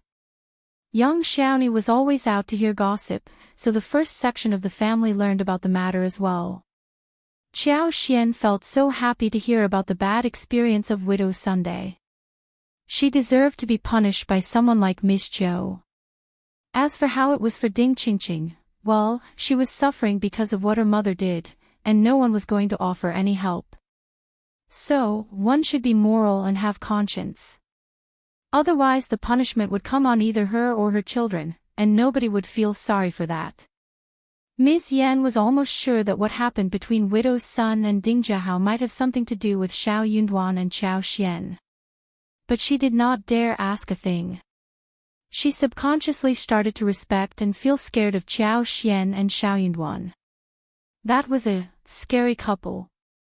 She made up her mind never to offend them or the first section of the family. Her in-laws did not get punished by Xiao Yunduan and Qiao Xian because they were relatives, who were just kicked away or ignored by the couple whenever they made a fuss with the family. If they really wanted to teach them a lesson, they would surely not have a good ending. Ms. Yan felt very nervous about the disputes that her in-laws kept creating with the first section of the family. Ms. Yan suddenly lost interest in getting angry when Ms. Zhang kept causing trouble. If Ms. Zhang did not stop, Xiao Yunduan and Qiao Xian would teach her a good lesson sooner or later. But would Ms. Zhang know that she should stop someday? That seemed nearly impossible. So, what she needed to do was to watch and learn. When mushrooms, wooden ears and snow fungus were dried, Xiao Yunduan and Qiao Xian picked a day to visit the province. The mushrooms were ready to be sold to Yuezheng Xiao, as they had promised earlier. After this, they would buy some laborers and get ready for the spring plow. There was enough work headed their way, including seedlings, making rakes, planting corn, taro, soybeans, planting vegetables, cleaning bamboo mountains. Once the spring warmed up, the farmers tended to get very busy. Around that time, the tea saplings will grow taller and it would be time to transplant them. The flowers in the flower field were about to bloom, and needed to be made into lipsticks. Qiao Xian and everyone else would get much busier than before. Once they returned from the province, peach and apricot flowers should be in bloom. There were not many, but they would also be enough to make some lipsticks. After that, roses, and Chinese roses and pomegranate flowers would follow, keeping them busy for half a year. Miss Su was pregnant, so she could only be of a little help, whilst Xiao Daolong needed to recoup his injury. Xiao Yunduan was focusing on his studies, which reduced the number of people contributing to the tasks by a large degree. As a result, they had to buy some helpers.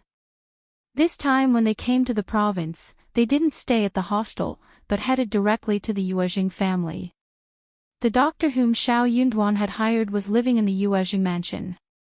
Old Master and First Madam moved back to the mansion during the Chinese New Year, and a capable person like First Madam had already taken over the affairs in the mansion whilst Old Master focused on the business. It all worked out well. Ms. Mi Jr. was so annoyed that she almost passed out. She tried to cause some trouble but got pushed away by First Madam, failing to do anything else. First Madam treated Qiao Xian as their savior, so she would be really hurt if Qiao Xian and Xiao Yunduan did not come to live in the mansion when they were in province. Days got longer after the new year, and when Qiao Xian and Xiao Yunduan came to the Yuezheng family, it was still bright outside.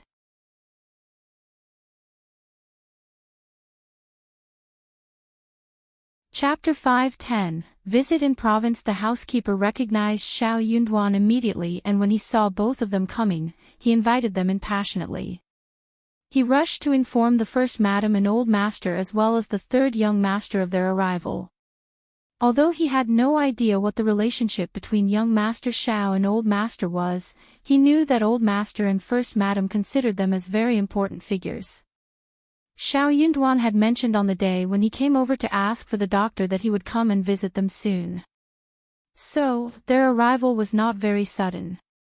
Yuezheng Xiao came to greet them personally and they laughed, and talked happily. Qiao Xian had carried mushrooms, wooden ears and snow fungus with them. Yuezheng Xiao asked his men to carry them all into his yard and started to check them out. Yuezheng Xiao's eyes sparkled when he saw what was in front of him. He patted Xiao Yunduan's shoulders. "Brother Xiao, these are wonderful snow fungus. And these mushrooms, wooden ears are all in great form. Oh my, your village is great, and it has everything." Xiao Yunduan.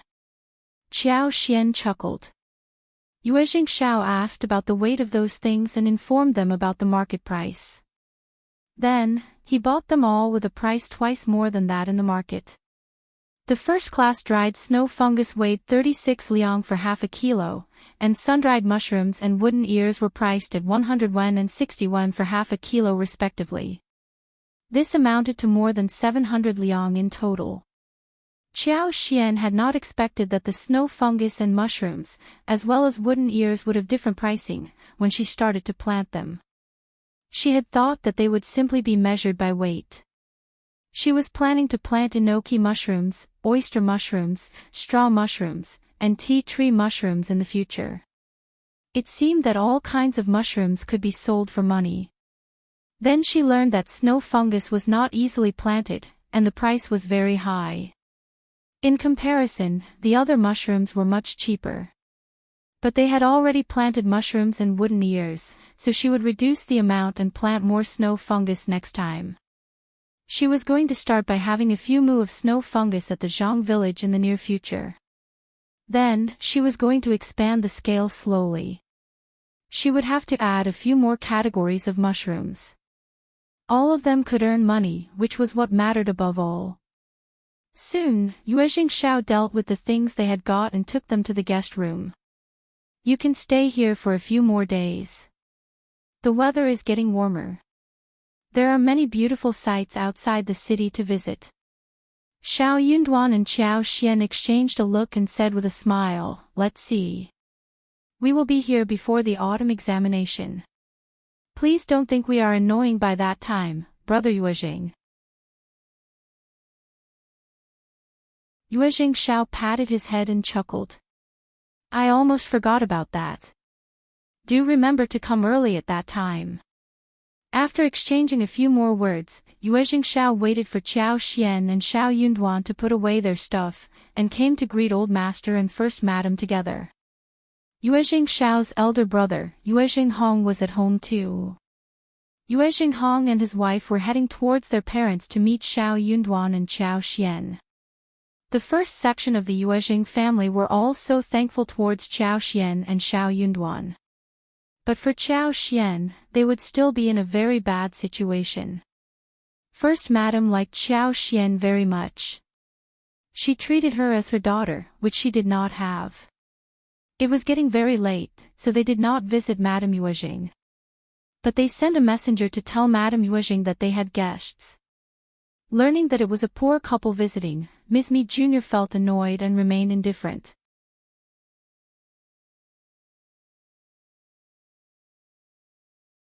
Chapter 5:11, A Lovely Treatment MS.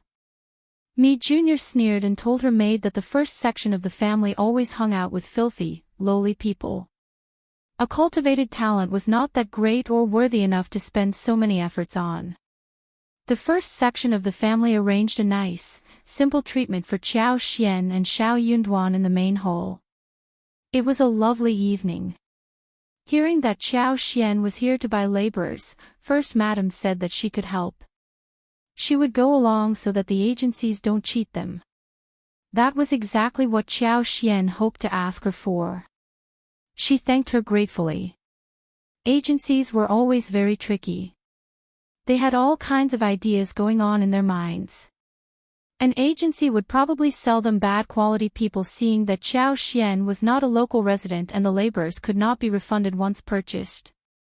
With First Madam keeping her company, things would be different. No agency would dare lie to the First Madam of the Yuezheng family. Early next morning, First Madam was about to take Xiao Yunduan and Xiao Xian to greet Madam Yuezheng, but Madam Yuezheng turned her down. The meeting was cancelled. First Madam asked the maid. Did second Mrs. Yuezheng visit Madam Yuezheng this morning? The maid nodded, without concealing a thing.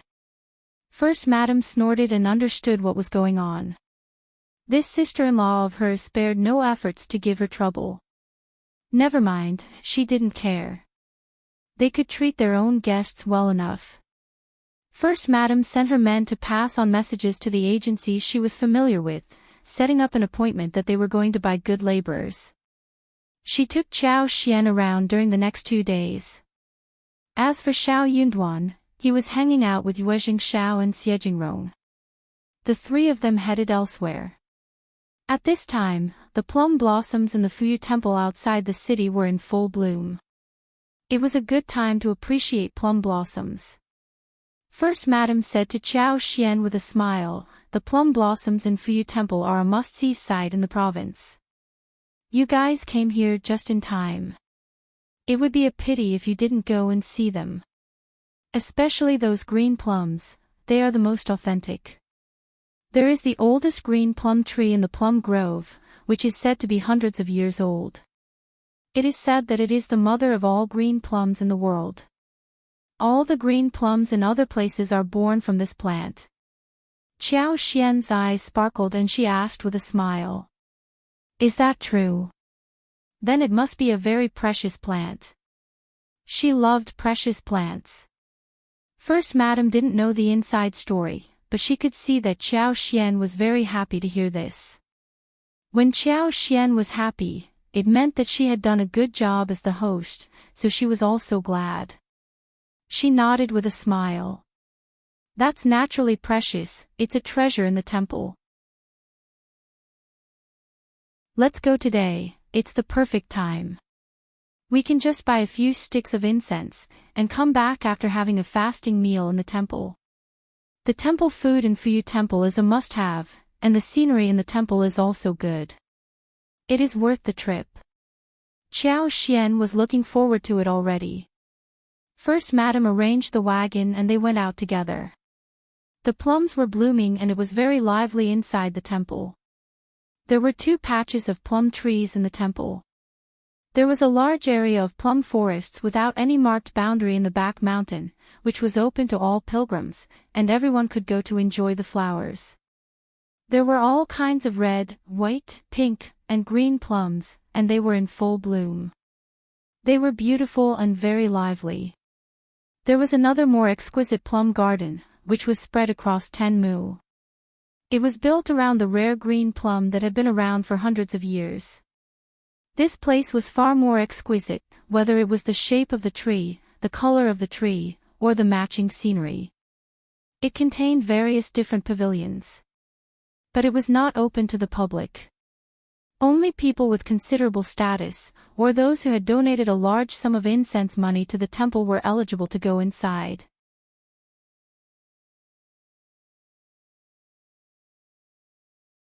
Chapter 5:12 Ancient Green Plum. Some scholars were also allowed and who gathered there to brew tea, make poetry, and do paintings.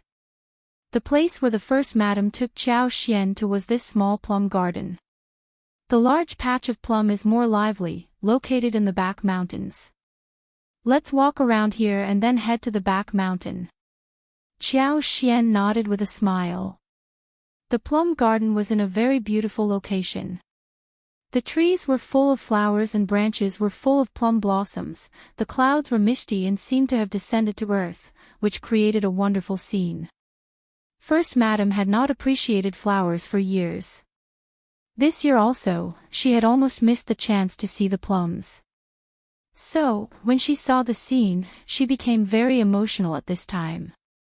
But for Xiao Xian, who healed her husband, she would not have the time to visit this place full of beautiful flowers in her entire life. As she thought about this, she threw an even more gentle look at Xiao Xian. First Madam led Xiao Xian to look at the flowers, as they headed towards the ancient green plum tree. When the tree appeared in front of her eyes, Xiao Xian's eyes turned bright. She felt that the whole scene turned so clear. So, the space wanted it as well. The ancient green plum was very thick, and the dark branches were vigorous and simple, revealing the vicissitudes of time. But the tree was full of vitality and blooming flowers. They could smell the wonderful scent even from far away. The plum blossom stamens were really dark, and the color gradually became lighter when it spread outwards. When it reached the end of the petals, it turned very pale. It almost looked white from a distance. But when you looked closely, you could see a faint trace of greenery. There was not only this green plum in this garden. All the way here, Xiao Xian had seen many green plums. But they were not as beautiful, elegant and noble as the one in front of her. Also, the flowers were not so pure or crystal clear. She understood the matter in her heart. No wonder it was said to be a mother tree.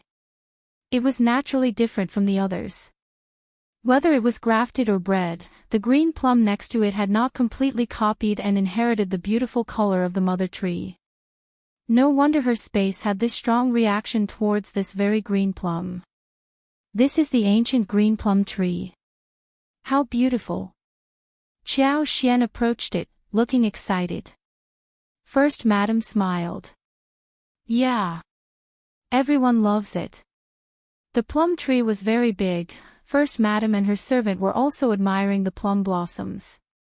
Xiao Xian turned her back to her a little further away, gently raised her hand to stroke the flower branch, and with a little force, quickly snapped off a 2-inch long flower branch. She quickly put the flower branch into the space. She felt slightly apologetic. She raised her hands and put her hand on the branch, silently putting the superpower into the ancient green plum so as to inject her magical energy into it.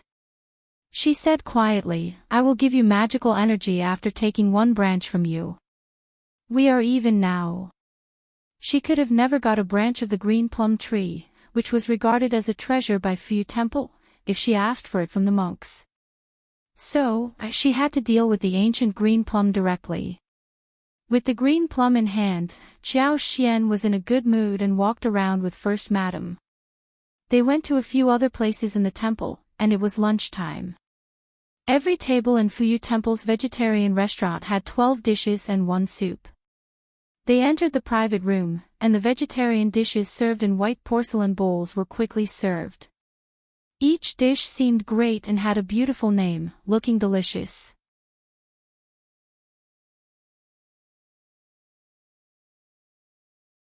Chapter 5:13. Your moralities. For example, Chinese cabbage with mushrooms and bamboo shoots were called double winter and white snow. Tofu soup was called cloud and wool. Vegetables, winter bamboo shoots, mushrooms, tofu, and gluten were carefully cooked together, and the taste was as delicious as that of meat dishes. Later, Xiao Xian learned that the vegetarian banquet cost 100 liang for 1 table, since they were such precious dishes. In the afternoon, First Madam kept Xiao Xian company to pay a visit to the plum forest in the back mountains, where the flowers were growing freely. There were many visitors there and they were all chatting, which was a starkly different scene compared to that from the quiet, small, plum garden. The two of them had a good time and were very happy when they went home. First Madam smiled. "Let's go shopping tomorrow. It is getting very warm and there are many new garments and ornaments as well as cosmetics in the market these days. You are young and you should dress up well. I am sure that we will get some suitable ones for you to wear even at home." Every woman loved to go shopping. Also, it was much more convenient to have someone like First Madam with her. Xiao Xian smiled brightly. Satisfied, First Madam smiled again. "Just tell me whenever you spot something great. I am willing to buy everything for you." Xiao Xian smiled. "I will definitely tell you." First Madam laughed. "Great. The two of them returned to the mansion and heard the message from Yuezheng that they were not coming back for dinner. First Madam did not care. She asked the kitchen to get some small dishes prepared since only she and Xiao Xian would be there for dinner. But before dinner, Ms. Mi Jr. and Yuezheng Ting showed up. Elder sister-in-law. Hey, elder aunt. Both of them greeted First Madam but ignored Xiao Xian, who was sitting next to her. They did not even want to have a look at her. Ms. Mi Jr. passed an invitation to the First Madam. This is Madam Jia's invitation, asking us to attend a flower feast in a couple of days. Madam Jia and we are in a good relationship. I am sure that you won't turn her down for no reason, right? Elder sister-in-law. She finally glanced at Xiao Xian and smiled. Mrs. Xiao, you are in a good relationship with the elder sister-in-law, and I mentioned that to Madam Jia, who said that Mrs. Xiao could tag along too, so everyone could see what kind of excellent woman has befriended the elder sister-in-law. Also, Mrs. Xiao, you can meet some noble ladies from the province, so you can build some more contacts, since you are a businesswoman, right? First Madam did not like what Miss Mi Jr. said. She was looking down at Xiao Xian blatantly. She was about to say something, when Yuezheng Ting blinked and smiled as if she were totally innocent. Yeah, Mrs. Xiao, come and join us. Aunt Jia's invitation to you is nothing less than an honor, and you can go and open your horizons a little, right? Or are you afraid of going there? Ting. First Madam snapped at her. Do you have any moralities? Yuezheng Ting flushed. Elder aunt, we are all a family and I am just being honest, saying things straightforwardly. Ms. Mi Jr. sneered too. Elder sister-in-law, why are you scolding Ting? Why is she wrong?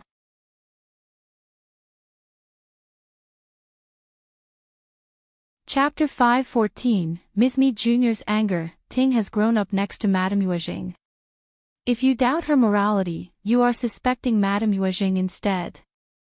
First Madam sneered. Stop using Madame Yuezheng's name in front of me. You don't need to care how I treat my guests. Just leave. Before Ms. Mi Jr. could say anything, Auntie Hua walked up with a false smile and dragged away Ms. Mi Jr. fiercely. When Ms. Mi Jr. was gone, Yuezheng Ting left as well. Outside the yard, Ms. Mi Jr. got so angry that she almost collapsed. How dare this countryside bitch get me humiliated like this? Yuezheng Ting was displeased as well. Mom, I really don't like that woman. Her third brother would rather introduce young Master Xie to the lowly couple than to her. That was why Yuezheng Ting never liked Xiao Xian and Xiao Yunduan. Also, Xiao Xian once turned her down and humiliated her in front of the two sisters of the Xie family. Ms. Mi Jr. sneered. What is elder aunt doing with them? How can their family actually befriend such a couple? Wait. Ms. Mi Jr. raised her eyebrows. Your elder aunt has a high taste. No ordinary people would be treated so well by her. Could there be anything special about the couple? Yuezheng Ting sneered. Special about the couple? I don't think so. You don't know your elder aunt well. Ms. Mi Jr. said, she, and third brother, as well as the whole first section of the family treats them so specially. There has to be a reason for that. Where on earth are they from? I don't think I would not be able to find out their details. Ms. Mi Jr. had looked into Xiao Xian and Xiao Yunduan's backgrounds, but she gained nothing after looking through the villages in the neighborhood. Now, she suddenly realized that maybe they had lied about where they were actually from. But where were they from, anyway? The more Ms. Mi Jr. thought about this, the more she believed that there was a secret behind this whole thing.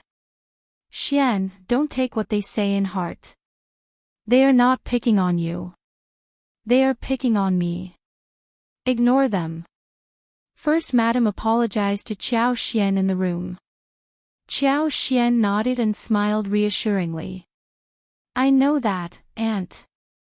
Ms. Mi Jr. had been sure that First Madam and her husband would not be back to the mansion, and that old master would probably die soon. But unexpectedly, old master recovered completely, and the couple went back to the mansion. Ms. Mi Jr. could not stand that anymore. She had started to think that she was already in charge of the mansion. She caused enough trouble when she believed that there were people backing her up. After all, she was very good at causing trouble. First Madam looked relieved. That is good. I knew that you are an understanding person. She lowered her head and asked. Will you come with me to the Jia family's banquet in a couple of days? Oh well, don't worry.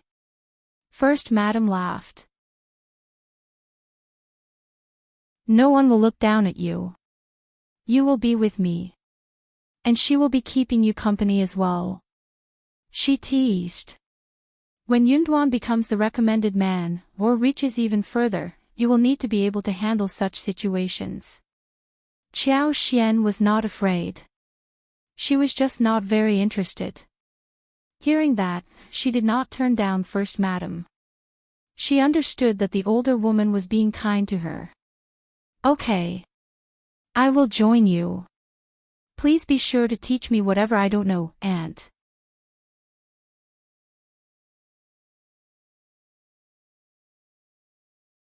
Chapter 5:15, Unfriendly Guest, that is no problem.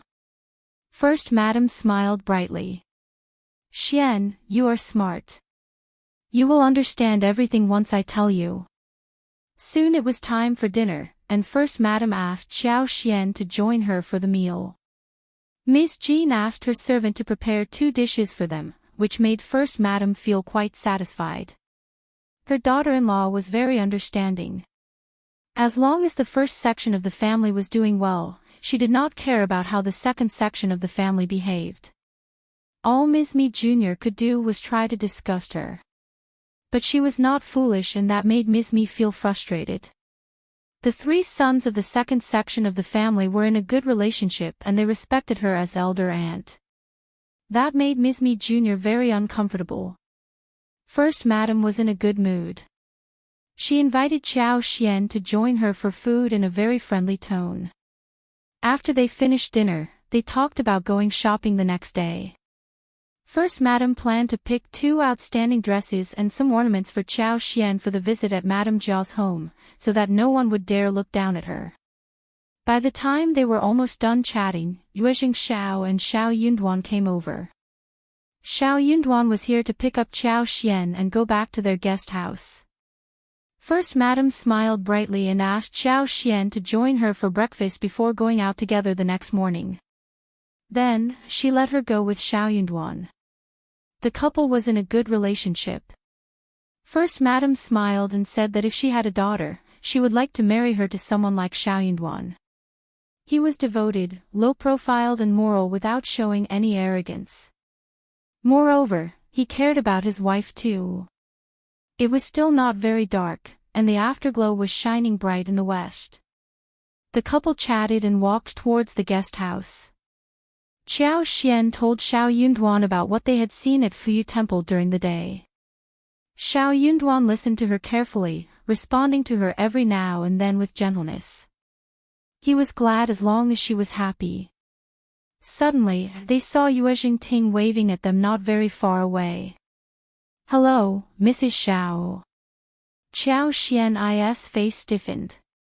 Xiao Yunduan frowned slightly. The second miss of the Yuezheng family doesn't seem to be here without purpose. Qiao Xian chuckled. There is always someone in the family who is troublesome. I am quite curious about what she wants from me. Soon, Yuezheng Ting and Jiang came to them. Greetings, what a coincidence. Qiao Xian said calmly, we are heading back to the guest house. What can I do for you, second miss? No, it is just that I would like to have a small chat with you. Yuezheng Ting smiled. I am not picking on you. I am just a straightforward person. Don't be mad at me. Xiao Yunduan's eyes sank. He knew that she was up to no good. He wondered what she wanted to do to his wife. Xiao Yunduan again told himself that he was going to become successful in his career so that no one would dare look down on his wife. Qiao Xian smiled. It is fine, Second Mississippi. I don't mind. I knew you were generous. Yuezheng Ting smiled happily. That's why I would like to be your friend. Where is your home? I will come and visit you someday. Both Qiao Xian and Xiao Yunduan were taken aback. Why was the second miss of the Yuezheng family suddenly curious about where they were from? They were not going to reveal the truth. They did not intend to lead the enemy home. Now they were sure that this second miss was going to bring trouble to them.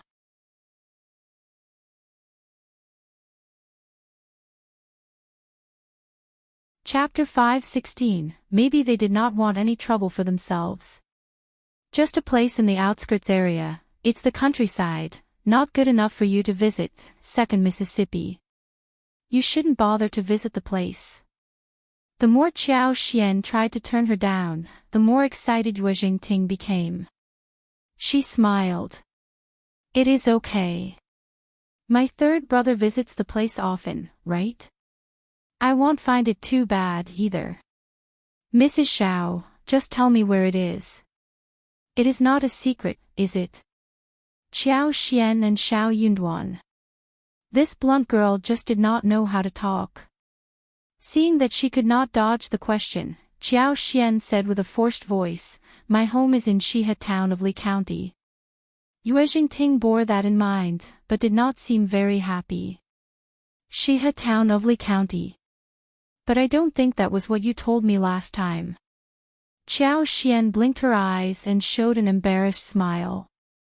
Li County is located in the outskirts of the province. Sorry for not making it clear. It is not a big deal though, is it? Yuezheng Ting had no way to counter her. That seemed to make sense. Anyway, I got it now. I will come and visit you with my mom now. Bye. Yuezheng Ting left with Jiang quickly. Xiao Yunduan asked her. So, she is here to ask us this. Why? Qiao Xian chuckled. Not sure. She can find her answer in Li County. The couple exchanged a look and laughed. Xiao Yunduan did not think there was anything wrong with Qiao Xian misleading the girl. He said, I don't think that Miss Yuezheng is a good-tempered person. She may come and pester us next time if she fails to find us. What about buying a small courtyard in the province next time we are here? They could just live in the courtyard rather than at the mansion, where they might keep running into Yuezheng Ting. Qiao Xian's eyes sparkled. That is a good idea. If we have the courtyard, you can come and wait for the autumn examination ahead of time. We will have more freedom if we have a place of our own. After a few moments, she suggested. What about buying a bigger one, so that our mom and the others could come and live with us too? They can also see how busy the province is. Also, third brother and third sister-in-law are looking forward to coming here as well. Speaking of the funny Xiao Sanlang and Yang Xiaoni, Xiao Yunduan smiled. Their mood was lifted up. Okay, it's a deal. On the other hand, Yuezheng Ting was showing off how she got to know Qiao Xian's address. That should be the correct address. I don't think she will dare to lie to me. It's my fault that I did not pry deeper last time. Ms. Mi Jr. believed her. They would not dare lie to her daughter, would they? Anyways, it was just their home address, not something secretive. She was going to dig deep into this family to see what on earth was so special about them that was worth the attention of the first section of the family. Xiao Yunduan and Qiao Xian took a walk and went back to the guest house. They washed themselves up and slept soon. Early next morning, Qiao Xian and the First Madam went shopping after breakfast. First Madam wanted Qiao Xian to look pretty at Madame Jiao's banquet, thus she took her to high-end garment stores, latest jewelry pavilions and best cosmetic stores for shopping. Qiao Xian could see how expensive those places were the moment she looked up. She wasn't so sure about entering those places. It is fine. Go in, please. First Madam smiled. You are a nobly born lady and you are sure to have more happiness to come to you in the future. You should be dressed accordingly.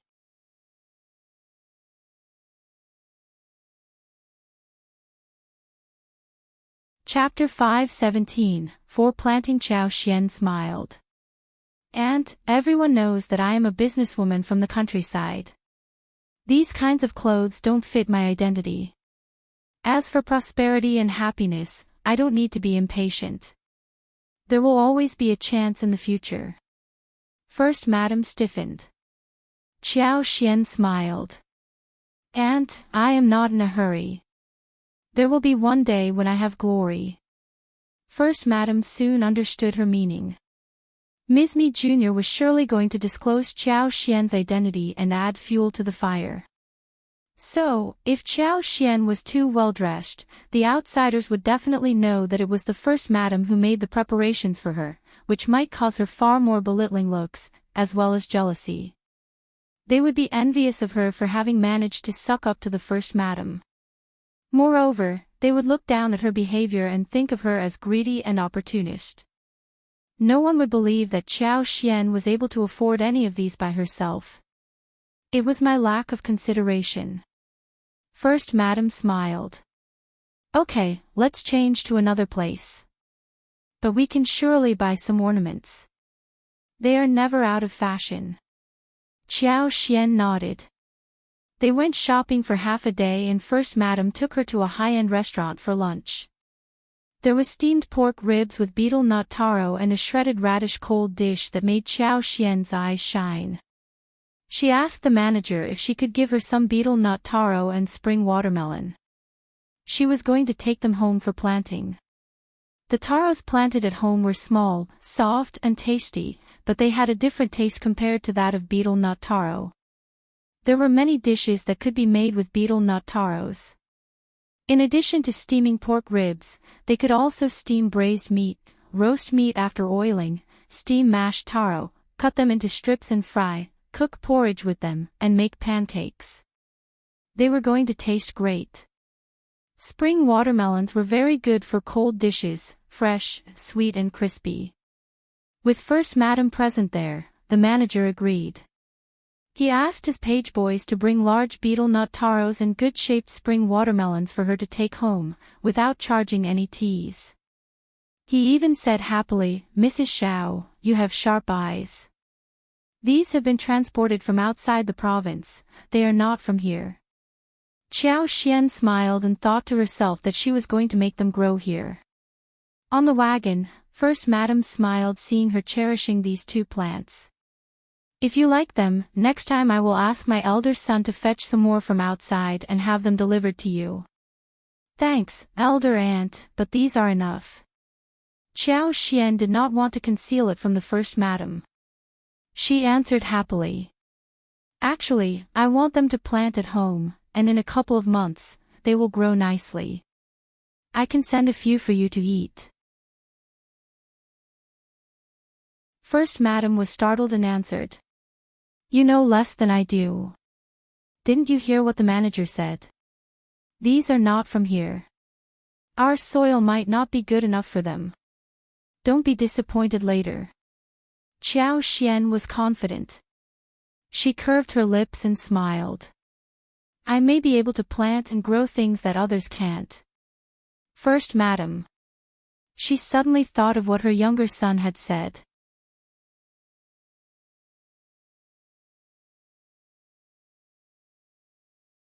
Chapter 5:18, Accompaniment. Her younger son told her once that Xiao Yunduan and Qiao Xian had planted many things at their home. She suddenly remembered different things, including bergamots, shiitake mushrooms, tremella, watermelon, gastrodia alata, jellies, tomatoes, and various fruits. Qiao Xian didn't seem to have lied to them. Okay. Then I will be waiting for your fruits. Do remember to give me some. First Madam smiled. Qiao Xian chuckled and nodded. Of course. In the afternoon, Xiao Xian asked First Madam to take her for a visit to the farming market, where she bought quite a lot of things. She picked up several different kinds of green vegetables and cabbage seeds. There was also a variety of long beans with white skin and black beans inside, and a kind of beans that only had beans in the pods to eat. These beans had purple flower spots and tasted glutinous. Her purchase list also included lotus beans, as well as chayote, gourd melon, a light yellow pepper shaped like a lantern called habanero-type pepper, and many more. There was a lot to harvest, and Xiao Xian was really happy about it. First Madam asked her with interest. If you are so good at planting things, your brother Hong knows a lot of people across the country, so he can gather seeds for you periodically. If you can make these plants grow successfully, I will be able to taste different things too. Xiao Xian smiled. Honestly, Aunt, that is exactly what I have been thinking. I have asked my third brother to look for them for me. First Madam laughed. That is fantastic. The two of them looked at each other in a good mood. The following day, they were supposed to buy the laborers. Xiao Yunduan and Yuezheng Xiao came along for this errand. First Madam was one of the most promising leading madams in the province, and was well respected. But she had been almost forgotten after she withdrew from the society to take care of the old master. Now that she was back, the moment she returned to the mansion, she was able to take control of the whole mansion. Only a few days had passed, and everyone in the upper class of the society knew about this development instantly. Agencies were engaged in dealing with noble ladies, so they got the news very fast. No one would dare to play any tricks if someone went to buy the laborers with First Madam. They did not try to lie to Xiao Xian and Xiao Yunduan, and introduced the most suitable ones to them. Otherwise, people who just gained some wealth but had no idea about the market like Xiao Xian and Xiao Yunduan, the agents would definitely try to fool them. They would quote high prices and sell them terrible laborers. Even if Xiao Yunduan and Xiao Xian were clever, they could be tricked in this aspect since it was new to them. But now that would not happen. Xiao Xian planned to buy a few dozen people to reside at the Zhang village to sort out the tea and the garden of the creeping figs. The agent happened to have 3 families of farmers who had arrived from another town. She introduced them to Xiao Xian passionately. They are down-to-earth people who are good at farming and diligent too. They are from 3 different places and can be supervised easily. Xiao Xian believed that with First Madam around, the agent would not play tricks on them. Since the agent said so, she decided to inquire more about them. She smiled. Why so? The agent laughed and started to explain to Xiao Xian.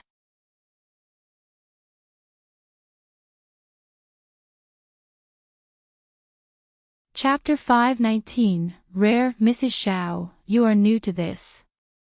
If 2 families are acquaintances and move to a new place, they would stick together and isolate the third.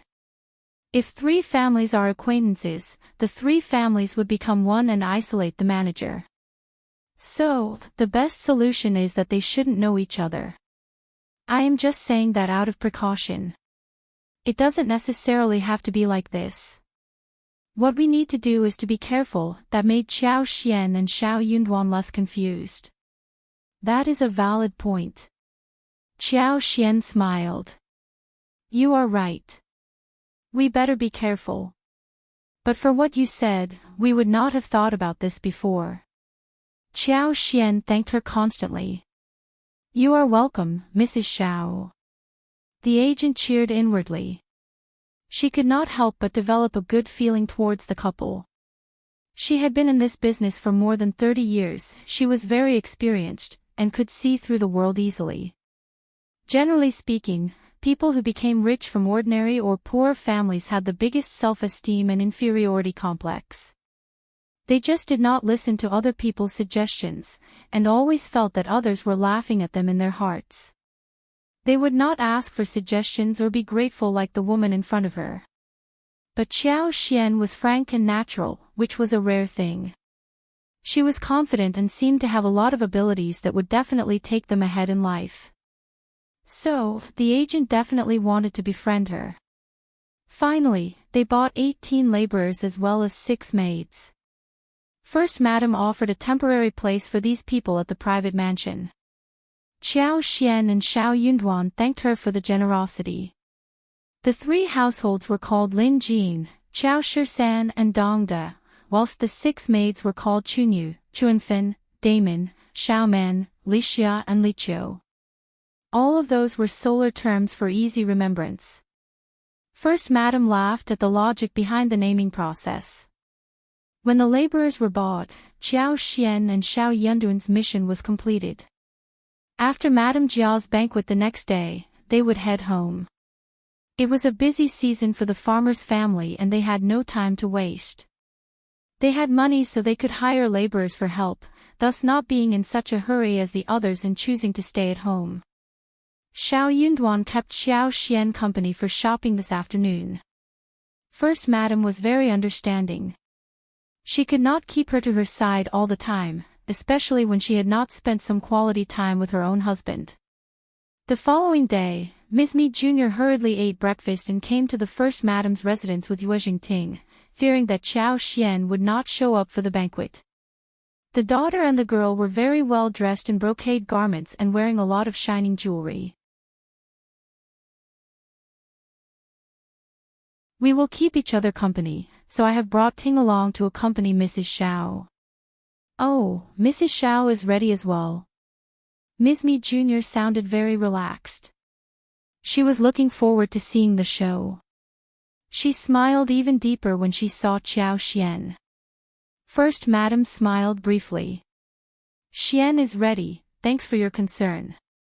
Ms. Mi Jr. chuckled. Elder sister-in-law, your guest is mine as well. Yuezheng Ting threw a glance at Qiao Xian. She was dressed in a pale lotus-colored satin-faced placket, ivory-white stand-up collar jacket, and a beige bamboo leaf patterned silk-faced pleated skirt.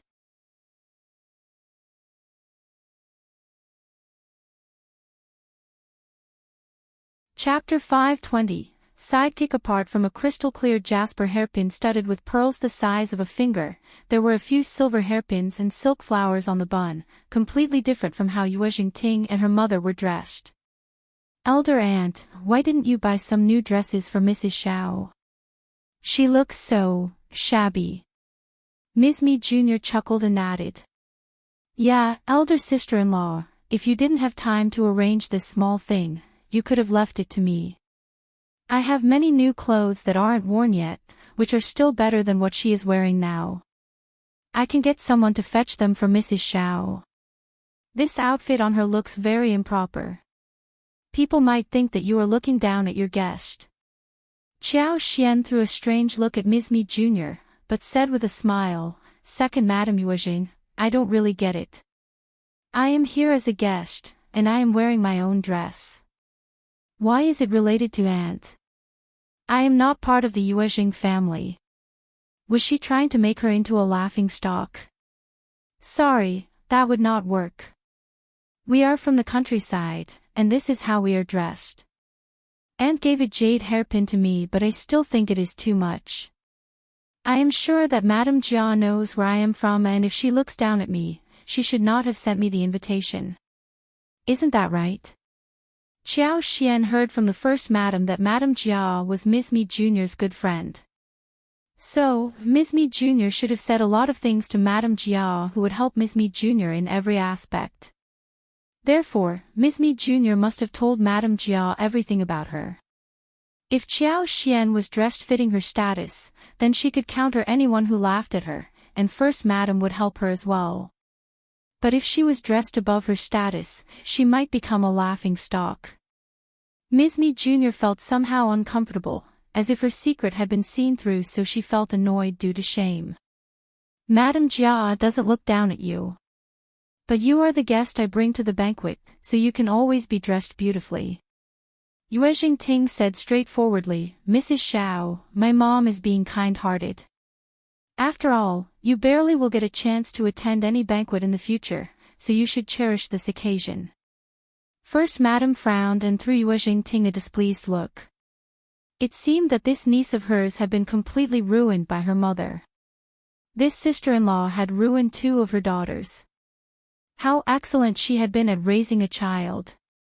No need.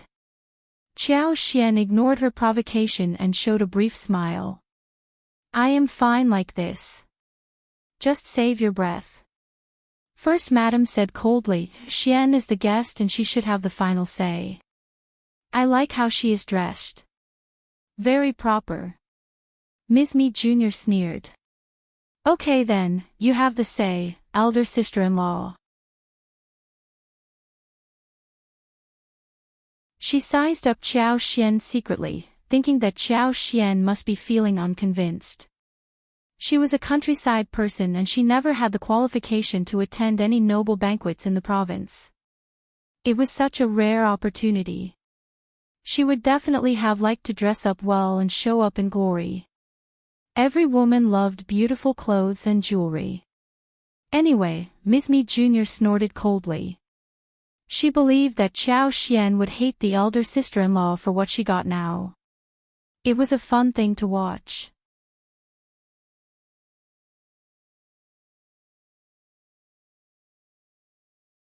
Chapter 521, Lipsticks. The 4 of them walked out together, accompanied by young and old maids, filling up 2 wagons. Many guests had already arrived by the time they reached the Jia family. First Madam had been to many banquets and feasts since she returned to the mansion during the new year, but she had not visited this place. It was also her first since her return. Madame Jia paid a great deal of attention to her arrival, specially coming to the door to greet them. They were all in a happy mood. First Madam introduced Qiao Xian formally to Madame Jia and the others. Xian and I hit it off instantly, and we have become good friends. I invited her to my mansion as a guest. Since you sent the invitation to me, I brought her along with me. She doesn't know much about the rules and the families in the province, so you should not laugh at her. Everyone smiled and said that they would not. Soon the guests settled down, and it was very lively in the hall. Young ladies and madams were gathered together and taking a walk in the garden. The ladies from the Jia family interacted with Qiao Xian with a smile, for the sake of First Madam. First Madam asked she to take good care of Qiao Xian, but threw her a worried look. In return, Qiao Xian smiled and nodded, indicating to her to remain assured. She was not being polite. She really did not need any help. She could see through every corner of the whole mansion by just touching one leaf. Her scope of sight was far beyond the mansion too. Nothing could escape her observation. If she were still set up after this, then she would just call herself unlucky. Those ladies and madams were all friends, or acquaintances, or had at least heard about each other. They accidentally or intentionally ignored Qiao Xian. Qiao Xian never had the intention to make herself a part of their lives. She did not care. She just went for a stroll among those people who were strangers. As she was about to take a seat in the pavilion, Qiao Xian heard them talking about lipsticks, which drew her attention. Yuezheng Ting became the center of attention of all the ladies and madams. Everyone seemed very earnest. Ting, the lipsticks are part of your family stores, and you are always the first one to get the newest product. My nanny can't even manage to get one until a few days later, and has only managed to buy only 2 of them till now. Yeah, it is so difficult to buy. I heard that there will be some new colors like peach and apricot, is that true? Can you reserve 2 for me in each color? I want 2 as well, or even 1 is enough. Me too. My cousins in Jianzhou love them, and they keep asking me to buy some. Ting, why not tell third brother that he can just sell the products to us, not to others? We can pay the same as others will. In fact, I can buy everything from his store. That is a wonderful idea. Me too. Me too. Qiao Xian was dumbfounded, and she could not help but smile. She felt very proud. Lipsticks were definitely a profitable venture. When she had enough labor and beeswax, she would make some more. She would also produce more colors to meet the market's demand.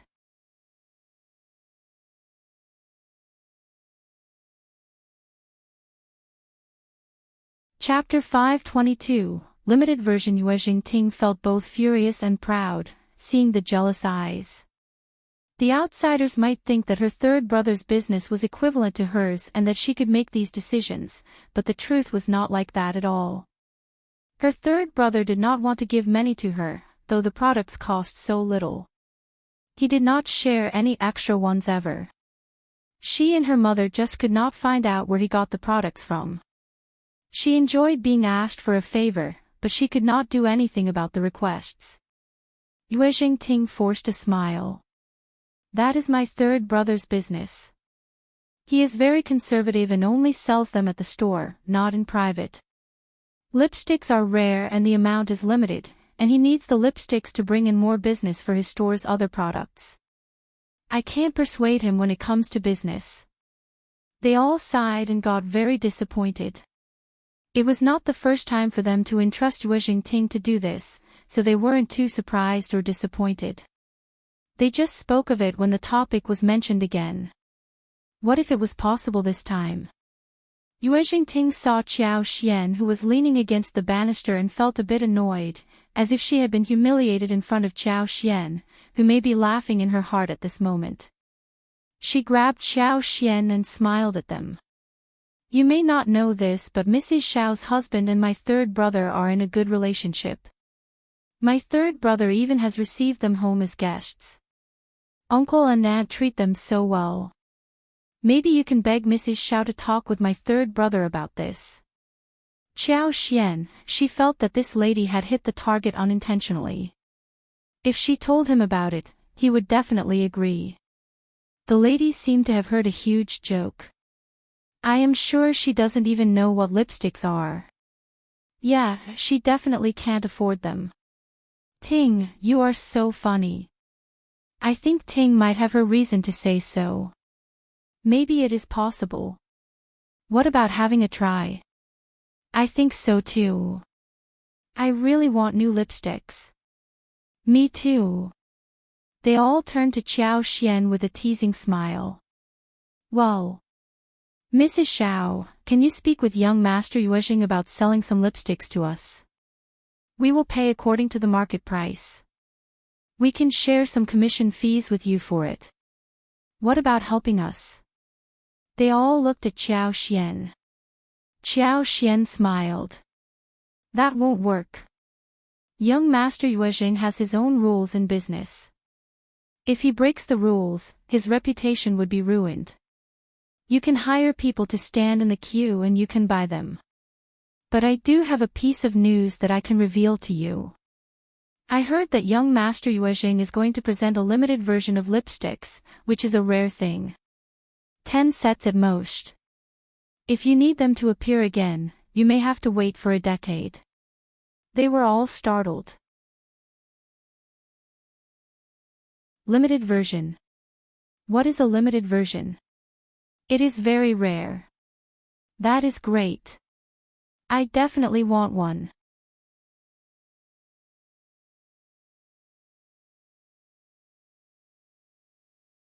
Chapter 523, Desire, Me Too.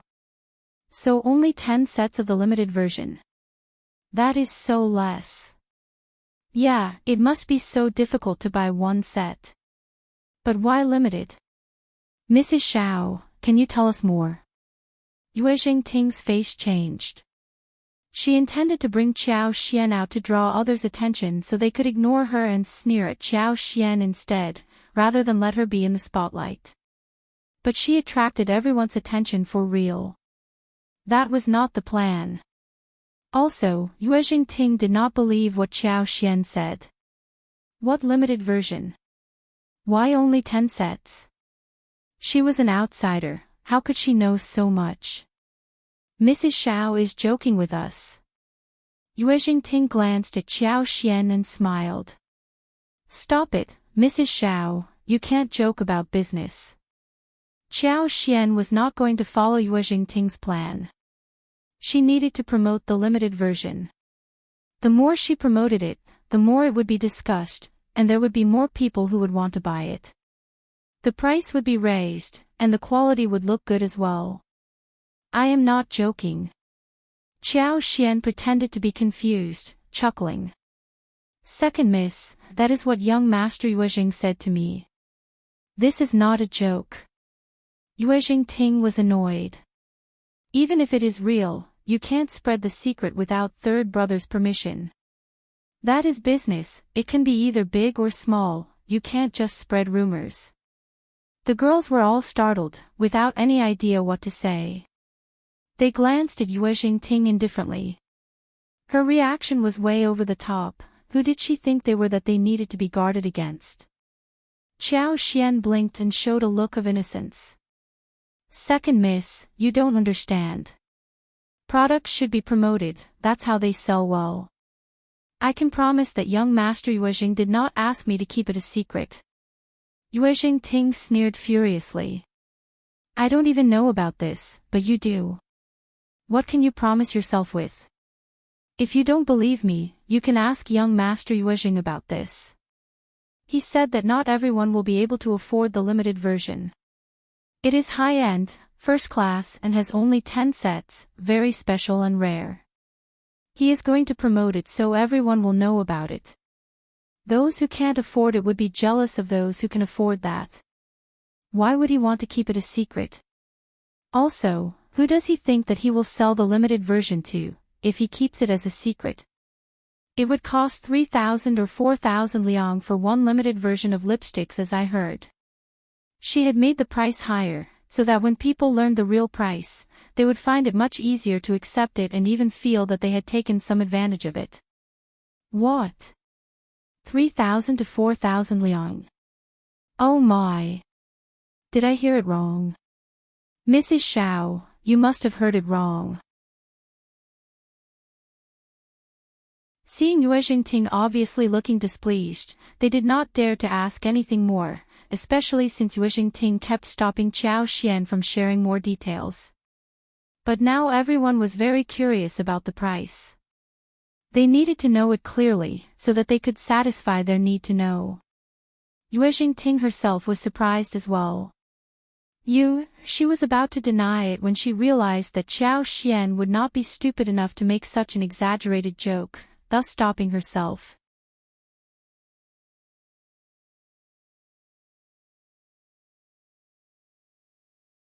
Chapter 524, Yuezheng Ting's anger. Xiao Xian explained with a smile. I am not mistaken. Please, listen to my explanation. She then told everyone about how the limited version worked. Everyone heard that the raw materials of this limited edition lipstick were carefully selected, and the essential oils extracted from flowers would also be added, and the production process was far more refined. Also, the lipstick tube was not only exquisite in materials, but also was inlaid with gold. Moreover, it was designed by a famous artist, all of which made their eyes brighten. No wonder it is so expensive. Yeah, the tube is costly, too. There are essential oils in it. That is very rare too. 12 beauty series, I really want a set so much. Me too. But I can't afford it. My mom won't buy one for me. I would like to have one for my dowry. I wonder if my parents would allow. But when will it be launched in the market? I can at least take a look at it. Yes, me too. Everyone started to talk about it and expectantly turned to Xiao Xian. Yuezheng Ting clenched her teeth, and was furious inside her heart. Miss Xiao would not know everything, right? But Xiao Xian did know because Yuezheng Xiao was going to give her the first batch of tubes next month for this limited version. So, a month after that, she would be able to finish making them. 10 sets in total, with 5 sold separately, and the other 5 sets sold with 3 at one stage. Those who were willing to buy the new set next season, could make reservations. So she smiled and answered. In a couple of months, rather within 2 months, it should be in the market. Then, you can all go and have a look at it. That's great. We will definitely be there, and we are going to buy 2 ordinary ones too. Me too. Those are wonderful things for me to take a look at. We may not be able to see them next time. Yeah. The group was chit-chatting, and people could not help but ask Xiao Xian if she could tell young Master Yuezheng to make some lipsticks that were not so expensive, but the quantity was limited. It didn't matter if the price was higher than the normal, but the workmanship should also be exquisite, and it was best to add some essential oils as well. Xiao Xian, low-class limited version. That could work, but not right now. They needed to first sell the limited version of high quality, and maybe then, they could make something else.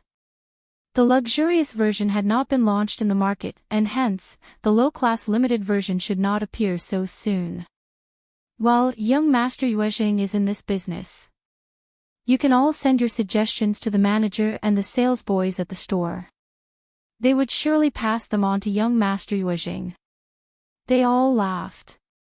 Okay, that sounds right. I will do that. I want a limited version as well, but not something that costs me 3,000 or 4,000 liang, a few hundred will do. They all nodded in agreement. Xiao Xian smiled and looked earnestly at them. They were all money to her. Seeing Xiao Xian getting so popular, Yuezheng got so angry that she almost broke her teeth. Ms. Qiao was behaving way over the top. She was just a countryside woman who should know nothing. But she kept promoting her third brother. She was going to tell the third brother about this so that he could reprimand her. Yuezheng felt so annoyed and then whispered an idea into Jiang's ears.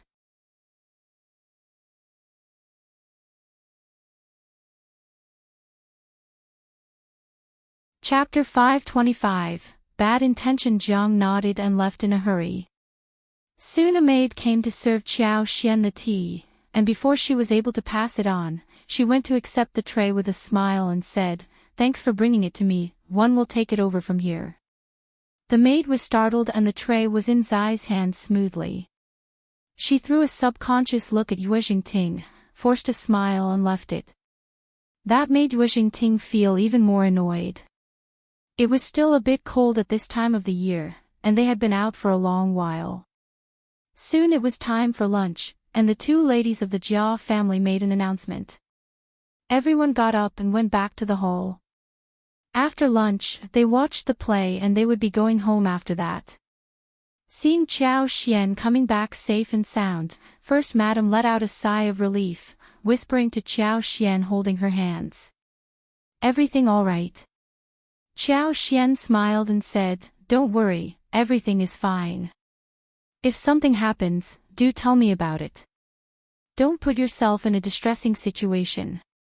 Xiao Xian felt her heart turning warm. "One won't. She was with me. You can ask her." She chuckled. "First Madam, Mrs. Xiao was great. I will tell you what happened. You will admire her too after that." Xiao Xian chuckled. She was just promoting her own lipsticks. That did make her feel good. That is wonderful. I can't wait to go back and hear about it. First Madam looked very curious. Soon the banquet started, and Madame Jia asked them to be seated at the table. There were 2 tables in total, with 8 people at each. The elderly madams were in the main hall whilst the younger ones were in the wing hall. Xiao Xian came in with Yuezheng, but she did not feel like sitting with her. She was worried that the girl was up to something. Had it not been for she stopping it, the tea would have spilled all over her, back at the pavilion. So, Xiao Xian kept herself away from Yuezheng. But she was still framed, eventually. The maid serving the soup spilled it on Lady Min, who was seated next to Xiao Xian. She immediately kneeled down and begged for forgiveness, saying that it was Xiao Xian who hit her, so she spilled the soup. Lady Min snapped at Xiao Xian. "You know how much my dress costs? 80 liang. Can you afford it?" It is made from a new material, and you ruined it. Everyone looked at each other, uttering no sound. After all, they did not care since they were not involved. No one wanted trouble for themselves. Unless it was Qiao Xian's friends who would defend her. But Qiao Xian had no friend, and Lady Min was apparently a more promising contact to stick to for future use. Therefore, they had picked their favored side. Those who were Yuezheng Ting's good friends were very happy to see how the show went. She was so angry. Lady Min, I saw that Mrs. Xiao, she... Qiao Xian stopped her and turned to Lady Min. You are sure it was me? Lady Min sneered. The maid won't make a mistake, would she? Qiao Xian smiled. Yeah, maids at the Jia family are well trained. So, I don't think that they would make a mistake. The two ladies of the Jia family suddenly felt embarrassed. Many ladies turned to them curiously as well. The maid should admit the fault even if it was not her. After all, she was a maid. So, either she was looking down at Qiao Xian, or just trying to get herself out of the trouble. A maid who should not blame guests so casually.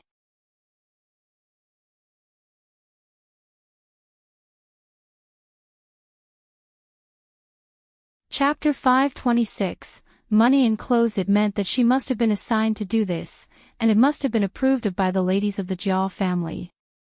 Else a maid would not dare do something like that. Finally, it pointed to just one thing: the Jia family wasn't a very nice family. Qiao Xian was the first-time guest. Why should the Jia family cause her trouble? Also, if a maid dares to do this, it was because her mistress wasn't nice. Totally immoral and uneducated. The two ladies of the Jia family glanced at Yuezheng Ting and regretted it. It was Yuezheng Ting who had begged them and promised them something so they could arrange Qiao Xian to sit next to Lady Min, who was narrow-minded and cared about her appearance. She wanted to set up Qiao Xian. She did manage to set up Qiao Xian, but Qiao Xian got the Jia family involved in this as well. Qiao Xian added. Since you are sure that it was me who did this, then Lady Min, I am sorry and I can pay you 100 liang for this dress, all right? Lady Min was startled and snorted. Pay me then. She could not help but burst with joy. 100 liang. She only had a monthly pocket money of 3 liang, and she barely had any extra money to spend. This amount was going to keep her rich for a long while. But Qiao Xian added politely. Then my 100 liang should be able to buy out this dress, right? Lady Min should never be allowed to have this dress any longer, no. Too bad that it can't be washed by you. I can take it home and wash it myself. Could you please give me the dress? Ha ha ha ha. Ha ha ha. Most young ladies and madams laughed, as they turned to Qiao Xian disdainfully. She was indeed a countryside woman who even wanted a dress someone else had worn before. How humiliating. Yuezheng Ting laughed too. She was glad to see the situation develop like this. If she recounted the story to the whole mansion, everyone was going to laugh at her. Her elder aunt had considered this kind of girl as someone important. Wasn't she afraid of getting humiliated? Lady Min snorted proudly. Sure, pay me and the dress is yours. Take it as you want. Keep Lady Min company to get changed, and remember to give me the dress when she is done. Qiao Xian said and handed over 100 liang to she, saying calmly, then, I can ask aunt who makes this dress so expensive and worth so much money, so I can also buy 2 sets of garments to take them home for my sister-in-law. It was very quiet in the hall. Everyone was startled. Lady Min suddenly realized what was happening. She flushed as she turned to Qiao Xian, looking furious. Qiao Xian was still composed and looked at her calmly. She spent 100 liang buying the dress and she had all the rights to do anything she wanted with it. Everyone knew that Lady Min's dress was not worth 100 liang, or even 80 liang as she claimed. It would be priced at most at 8 liang. She was just bullying Qiao Xian for being a countryside girl who knew nothing. She wanted to threaten and frighten Qiao Xian so she could beg for forgiveness. Everyone had been amused to see Qiao Xian offering 100 liang to purchase the dress.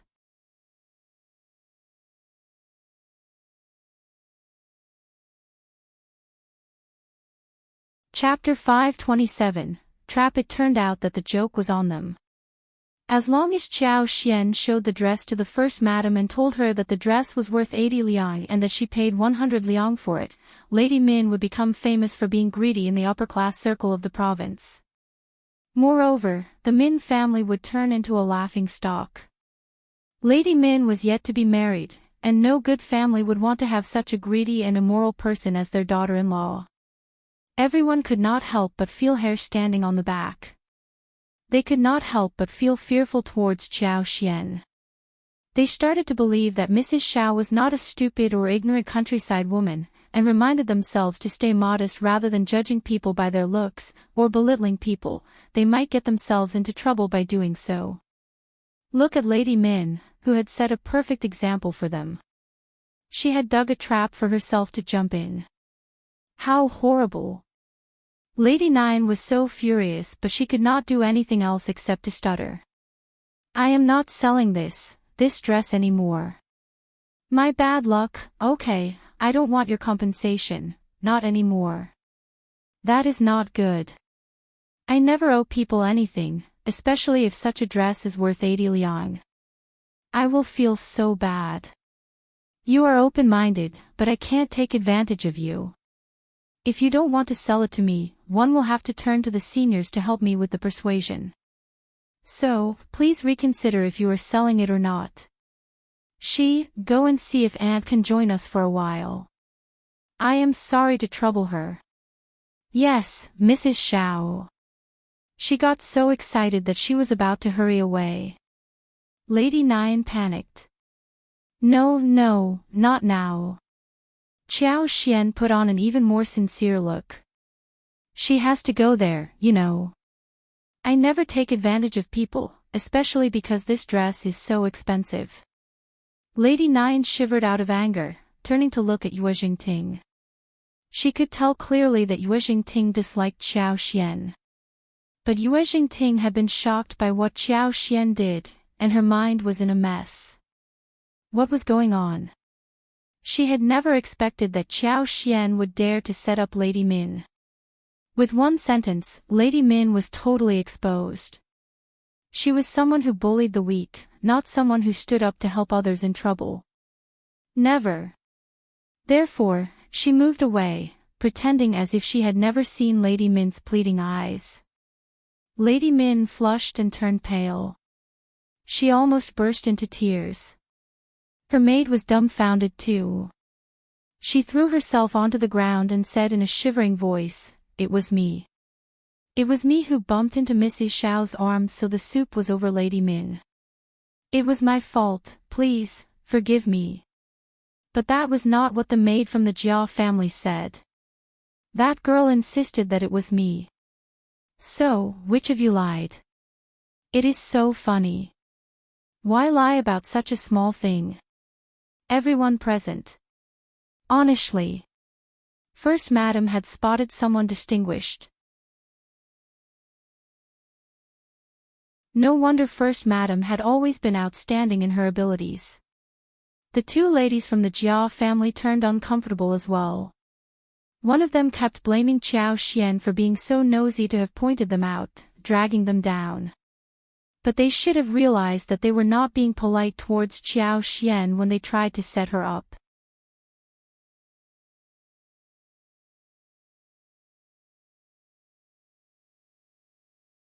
Chapter 528. Satisfied in that case, Qiao Xian did not care about their reputation either. Reputation was not given, but earned. When someone intentionally set up people, they deserve to be humiliated when countered back. If Qiao Xian saved the ladies of the Jia family, would they be grateful to her? No, they would just feel lucky that Qiao Xian never thought of them. Else, they might assume that Qiao Xian did not dare offend them. Qiao Xian did it only because she knew, above all, that the first madam did not like the Jia family, who was a good friend with Ms. Mi Jr. Hence, she did not need to care about what first madam would think about it. It is our fault. Zhu totally misbehaved. The ladies of the Jia family reacted faster than Lady Min. They expressed apologies directly and ordered someone to get Zhu in to make apologies. Zhu turned totally pale and dumbfounded. But it was so normal that the maid became the scapegoat for her mistress. There was nothing she could do except to admit her mistake. She and Lady Min's maid admitted the mistake together. They bumped into Qiao Xian but did not dare to admit that in panic, thus accusing Mrs. Xiao of the wrongdoings. They received the mistress's punishment. Lady Min had not yet given an open punishment, but Zhu was fined 2 months' salaries. They kept apologizing to Qiao Xian constantly. Qiao Xian had reached her purpose, thus she smiled, accepting the apology. Some ladies started to feel that Lady Min and the Jia family were annoying. Luckily Mrs. Xiao was smart, so she revealed the conspiracy, otherwise she would have been totally misjudged. What was the Jia family doing?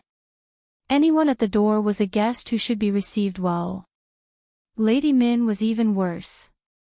Was she so in need of money that she was resorting to blackmailing? The 2 maids admitted the mistake, but everyone was aware that they were simply scapegoats for their mistresses, covering them up so they would not be exposed. Lady Min was completely embarrassed, so she left, saying that she did not feel well. The 2 ladies of the Jia family could not leave, but pretended as if they were innocent and continued to receive guests. But no one was interested in eating any longer. They pretended as if they were full and left as well. Same for Qiao Xian. They were just about to walk to the main hall when Yuezheng Ting came in front of Qiao Xian and faced her. She sneered. Happy now? The banquet has been ruined by you. Why do you say that? I didn't spill the soup and it was not me who caused the trouble either. Why are you accusing me then? How about saying that out loud so we can talk about this in front of everyone? Yuezheng Ting got so angry that she was stuck speechless. She snorted and looked deeply into her eyes. I never expected that you are so clever and full of tricks. I have misjudged you. Qiao Xian thought to herself and believed that she was still being misunderstood by her. Yuezheng Ting did not know that she was rich. Nor did she know that she was also an officer's daughter. She also did not know that she was the one who produced the lipsticks. Most importantly, she did not know that her elder uncle's disease was cured by Qiao Xian.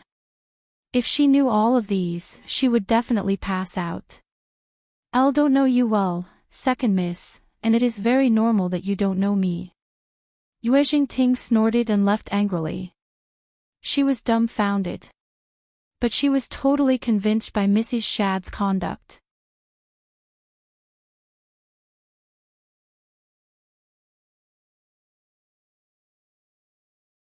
Chapter 529, Reasonable. She thought to herself that no wonder First Madam liked this girl.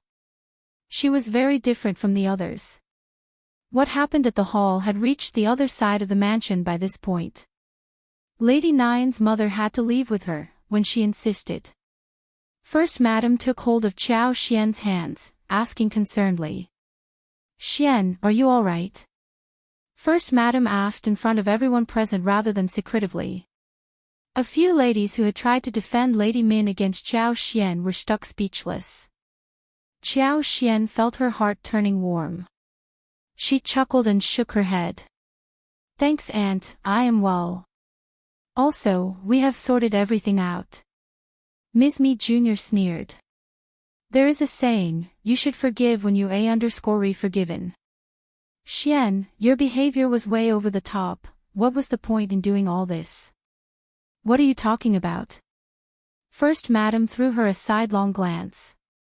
Xian said that they have sorted things through. Sure, we need to be reasonable, but not get others wrongfully accused of something as well. When First Madam was not around, Ms. Mi Jr. was the face of the Yuezheng family in society. So, when she was hailed into the air, she felt very arrogant. Gradually, she even started to believe that First Madam was never going to return to the mansion, thus behaving even more arrogantly. Now when she was lectured by First Madam in front of everyone, she felt both ashamed and annoyed. She said sarcastically, "Madam Jia is a good friend of our family, so she doesn't mind. But no one else would like to befriend such a girl who just causes trouble at a banquet. Why couldn't they just deal with the matter privately, rather than cause a scene in public? We don't belong to the same category." That was the basic rule in the upper-class circle. Second Madame Yuezheng. Qiao Xian said, "If someone's maids wrongfully accuse the guest, I would not want to mingle with such a family either. I was lucky today to clear my name.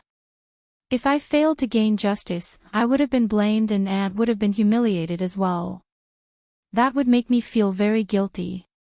Are you countering me?" Ms. Mi Jr. snapped at her. "Sister-in-law." First Madam said coldly, "Xian is talking sense. As per you, you can accuse her of something but she can't defend herself. Anyways, whatever else you have to say, tell me when we reach back home." It was very quiet in the hall. First Madam simply could not stand this sister-in-law of hers. During the past few years, this sister-in-law kept saying bad things about First Madam and her family, which had reached First Madam's ears too. But the first section of the family only focused upon old master's disease, especially First Madam, who never cared about such useless gossip. But things were different now.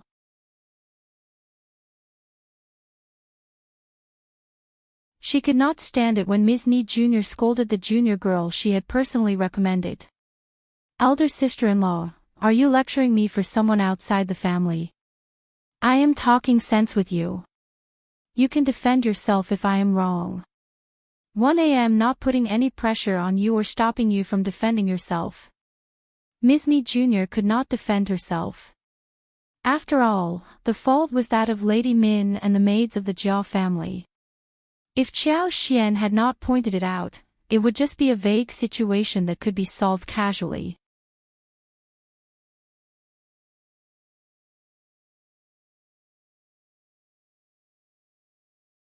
Chapter 530, Abilities. Unfortunately, the method in which she tried to cause trouble failed completely.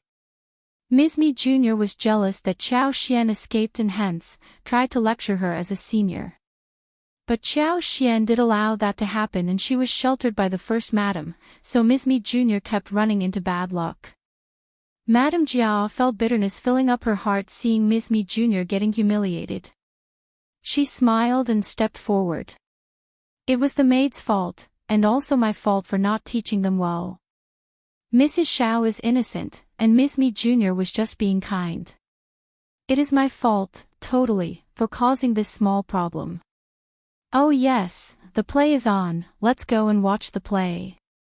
The other ladies let out a sigh of relief and nodded with a smile.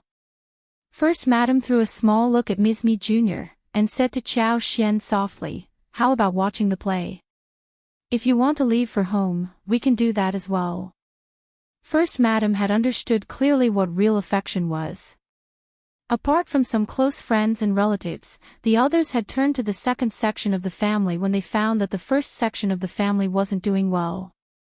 She had not thought about this before, but now she realized that this attitude made her feel emotional. Even if she was not friendly to them, so what? They had to suck up to her anyway.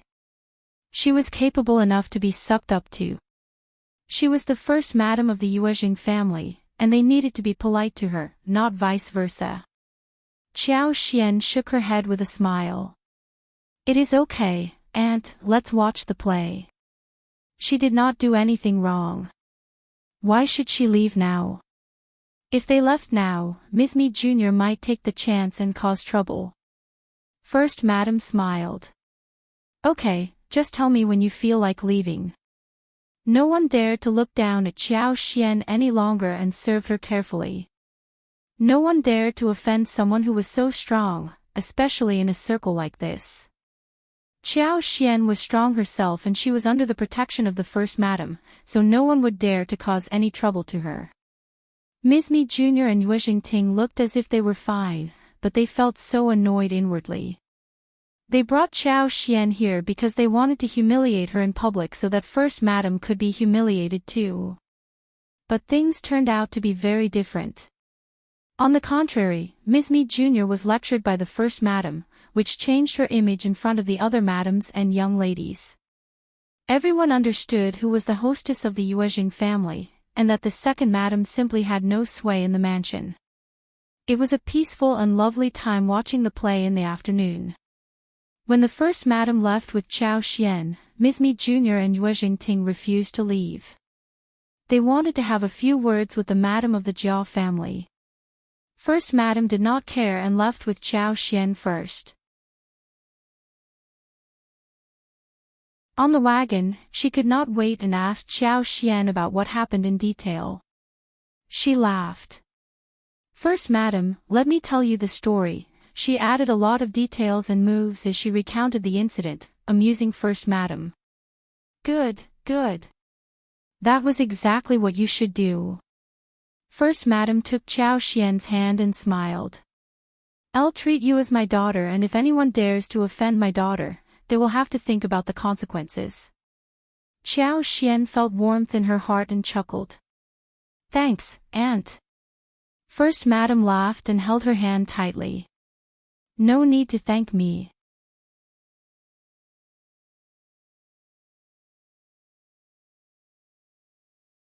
Chapter 531, Limited Version. Xiao Xian and Xiao Yunduan were going back the day after tomorrow, so First Madam asked Yuezheng Xiao to get the wagon ready to drive them back, as well as the laborers whom they had bought. She had the presents ready too, such as the lotus roots and water chestnuts.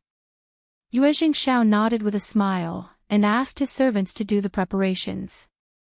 He gave one batch of plain version of lipsticks boxes to Xiao Xian, and he would deliver the limited version to her personally, when they were ready. While they were talking, Xiao Xian and Xiao Yunduan understood that after 2 weeks, Yuezheng was going to head northwest with goods. So, they were all busy at the Yuezheng mansion these days. They prepared and counted the goods, prepared the convoy, and finally determined the treasurers and guards to follow. They checked and visited their families to see if everything was normal, and relocated their families, etc. These things were cumbersome and there were too many matters to deal with. Though they were not difficult, it could take a lot of time to straighten things out. As they were chatting, the chief manager and the deputy manager came over to pass on the message. The couple decided to leave, but Yuezheng Xiao smiled.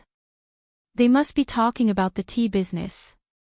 You should stay because we may need your help with it.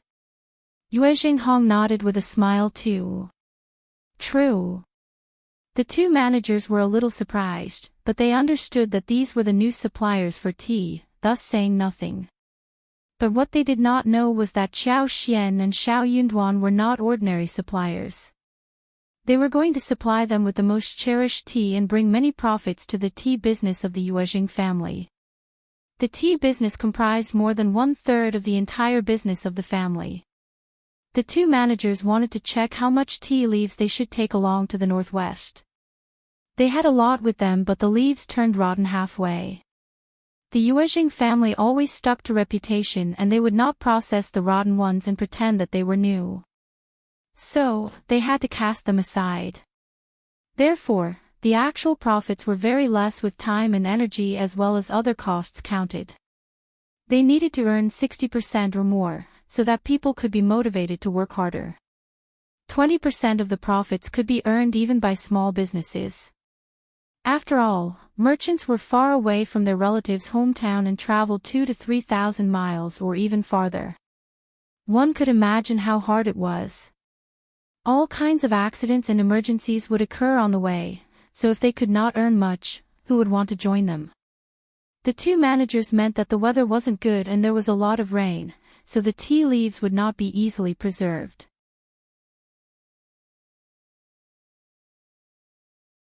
They suggested cutting the volume down so the goods would not be affected by the weather. If the rain kept pouring down, the goods would be destroyed again. It would take a few months for the round trip to be completed. If the profits could not be earned, things would look bad. Yuezheng was silent. The tea of the Yuezheng family was supposed to be sold to the nomadic tribes outside the pass. What the nomadic tribes lacked most were tea and salt.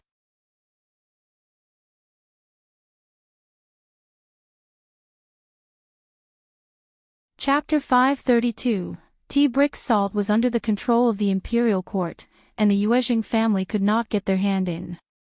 But tea had been their business for many years, and the Yuezheng family started with such a business.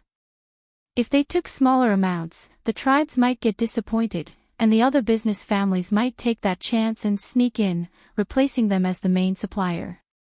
If they were replaced, not only tea leaves, but other goods might not sell easily. As long as they had satisfying tea leaves, the other goods could be sold at the same time. If the amount of tea leaves wasn't enough, then they would need to find other new clients and turn to other aspects.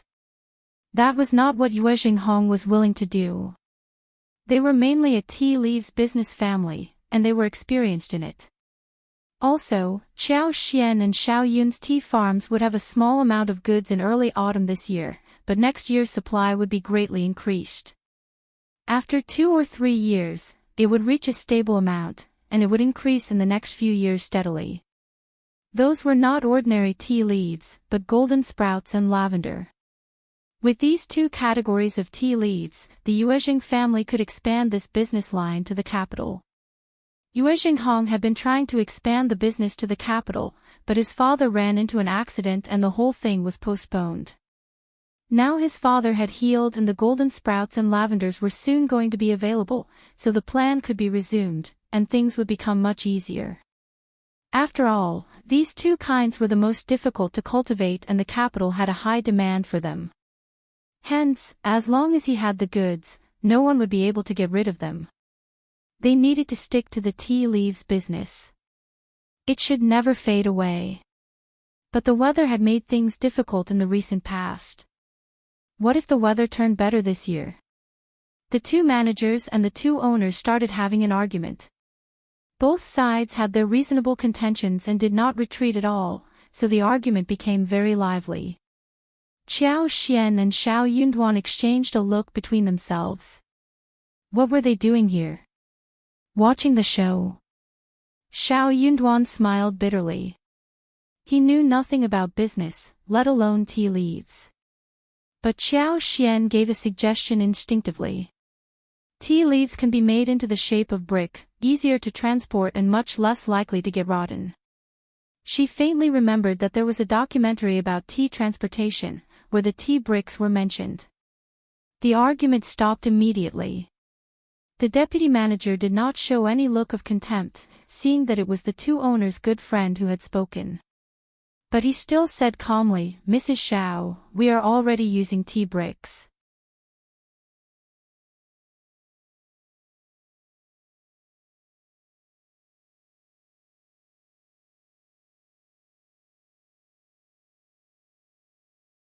Chapter 533. Tryout. Yuezheng nodded as well. But the two managers were dumbfounded, falling into speechlessness. What were these two owners doing? Did they really take what Mrs. Xiao said so seriously? The craftsmanship of such exquisite skill should be concealed in secret, and Mrs. Xiao would not just reveal that to them so casually. She must be joking. They would have mocked her but for the presence of these two young masters. How shameless she was! Xiao Xian looked frank and honest. She smiled without any embarrassment. Let me give it a try. It didn't depend on her whether she could find a solution. She was going to look it up in space. If she could find the method, that would be great. If not, then there was nothing else she could do. Yuezheng had a lot of confidence in her. He nodded as if he already had received the method. Okay, please have a try. It doesn't matter if you can remember anything. Don't be stressed. I am sure you can figure it out. Qiao Xian. She could not make a promise till the time she didn't check it in her space. Soon, Qiao Xian did find the chance to enter the space and the room, where she carefully searched the process for tea craftsmanship. To her surprise, she actually found one. Qiao Xian read it carefully and bore the contents in her mind. She could easily remember the words since what she found here was connected to her consciousness. Later, Qiao Xian slightly changed the method of narration and made a few changes in the details with the core contents remaining intact. Soon, a plan of tea brick manufacturing was formed. Xiao Yunduan helped her write them down as Qiao Xian stumbled with her words. Xiao Yunduan did not know much about the tea bricks, but when he wrote the method down, he could not help but admire his wife. His instinct told him that this was really excellent. Every step was filled with characteristics as well as the items that they needed to watch out for. Xiao Yunduan read the paper carefully and gave an admiring look to his wife. You had all of these in mind. Qiao Xian thought for a while and shook her head. Not all. Some of them are my ideas, not everything is from a book. I just figured it out myself. No book would have a complete methodology of any craftsmanship, and Qiao Xian could not find such an excuse. Xiao Yunduan. Qiao Xian burst into laughter seeing her husband's surprise on her face. As for tea, in fact, the preservation is quite easy. I can figure it out from what I read. Apart from reading miscellaneous books, I also like to think about it when I have nothing to do. Many things here are what I inferred myself. I don't know if it's right or not. But the masters who make tea bricks have rich experience, they will know after trying it. Xiao Yunduan said, You are right. Qiao Xian chuckled and nodded. The two of them smiled at each other. When handing over the paper to Yuezheng Xiao Yunduan euphemistically mentioned how it came about, so that Yuezheng Xiao and the tea brick makers would understand it well, and won't land in trouble by blindly following the instructions. They were supposed to think more about it themselves when they were trying it out for the first time.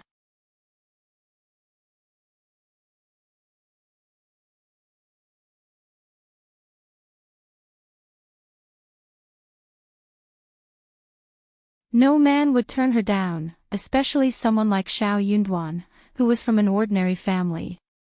He would definitely want to have someone like her next to him. Xiao Yunduan understood what was going on. But this was the first time he learned about something like this. He flushed and said, Wait a moment. I don't need her. Please take her back, thanks.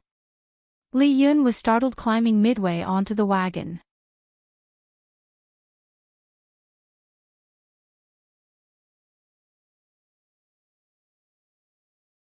Chapter 535, for Aunt Li Yun was startled, and so was Auntie Mao. What did you just say, young Master Xiao?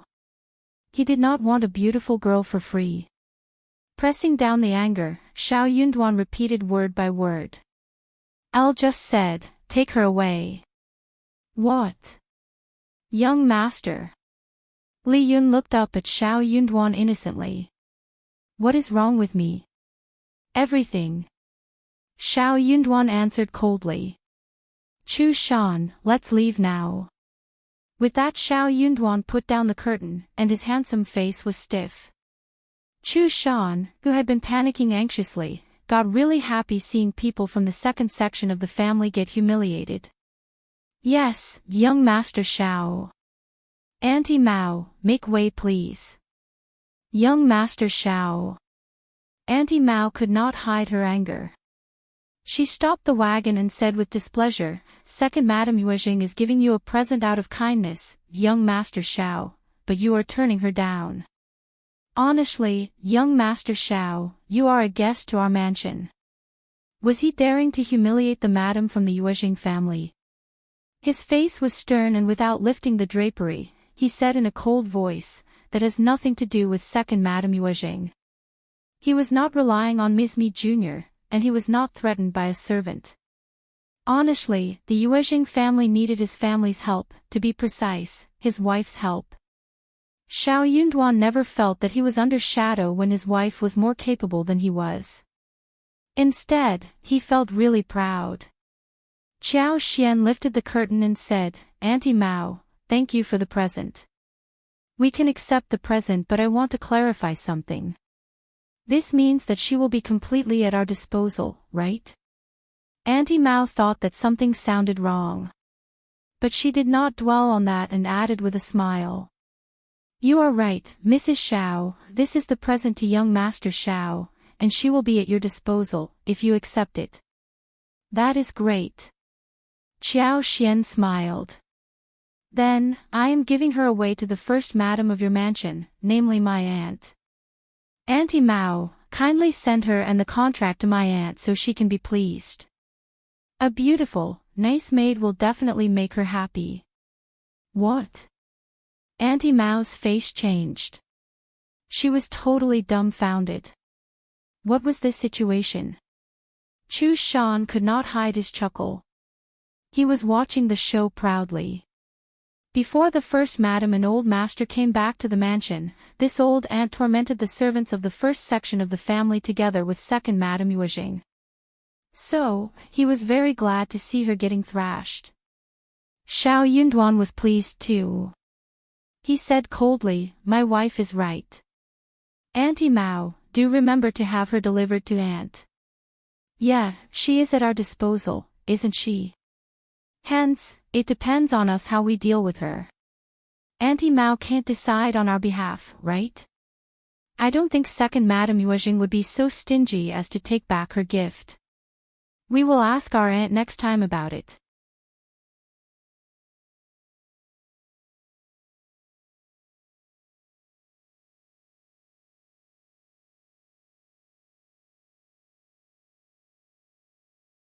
Chapter 536, Ignored Problem. Chu Shan added with a smile.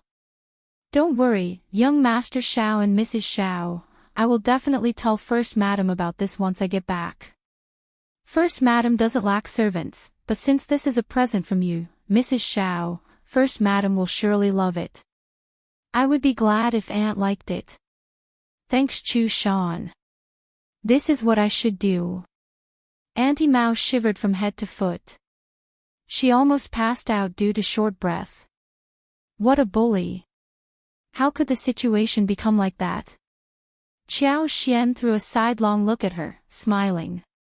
"Auntie Mao, anything more you want to tell me? If not, please move away. We are heading home now." Auntie Mao spat on the ground seeing them leave. She snapped. "What the hell, these impolite people. They have ruined second Madame Yuezheng's present." Li Yun turned really anxious. She asked in a small voice after a long while. "Auntie Mao, then I will." Auntie Mao glared at her. "What will you do?" "Serve First Madam." "No, no." Li Yun shook her head anxiously. "I don't want to. Please, save me." She had heard what First Madam was like. She would not dare to work for First Madam, under such circumstances. Auntie Mao snorted. "We are going back to report this to Second Madam. She has her own idea. How dare you beg me for help? You are totally useless." Xiao Yunduan would have accepted her if she had been useful. Li Yun kept her head lowered, not daring to utter a sound. She had not expected that a countryside man would turn down a beautiful girl like her to become his concubine. She did not like Xiao Yunduan, but second Madame Yuezheng said that he was rich and could become an officer in the future, thus successfully convincing her. Eventually she was looked down upon. That made Li Yun really sad. In the wagon, Xiao Yunduan felt especially annoyed. He had not expected that Miss Mi Jr. would be so disgusting. He threw a quick look towards Qiao Xian, thinking that he should say something. But Qiao Xian did not look very happy and Xiao Yunduan somehow felt a little nervous, not knowing what to say. So, he could only glance at her secretly. Although Auntie Mao was driven away and the annoying Ms. Mi Jr. would get really pissed, Xiao Xian was indeed in a bad mood. She suddenly thought of a problem that she had been ignoring all this time. She was having a smooth time at her mother-in-law's home, and her mother-in-law showed her favor boldly among all of her 3 daughter-in-laws. No one even objected to that. Her elder sister-in-law and third sister-in-law all trusted her, so did Qi and Tao Tao, who admired her greatly and took her advice. Although her father-in-law wasn't that reliable, she was out of his control.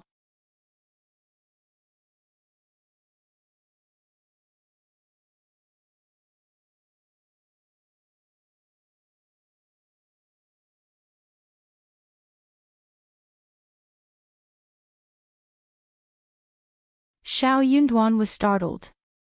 What is going on, darling? What was going on? Xiao Xian snorted and suddenly felt sourness attacking her, as if she were already the wife without virtue, who was blamed by everyone in the neighborhood.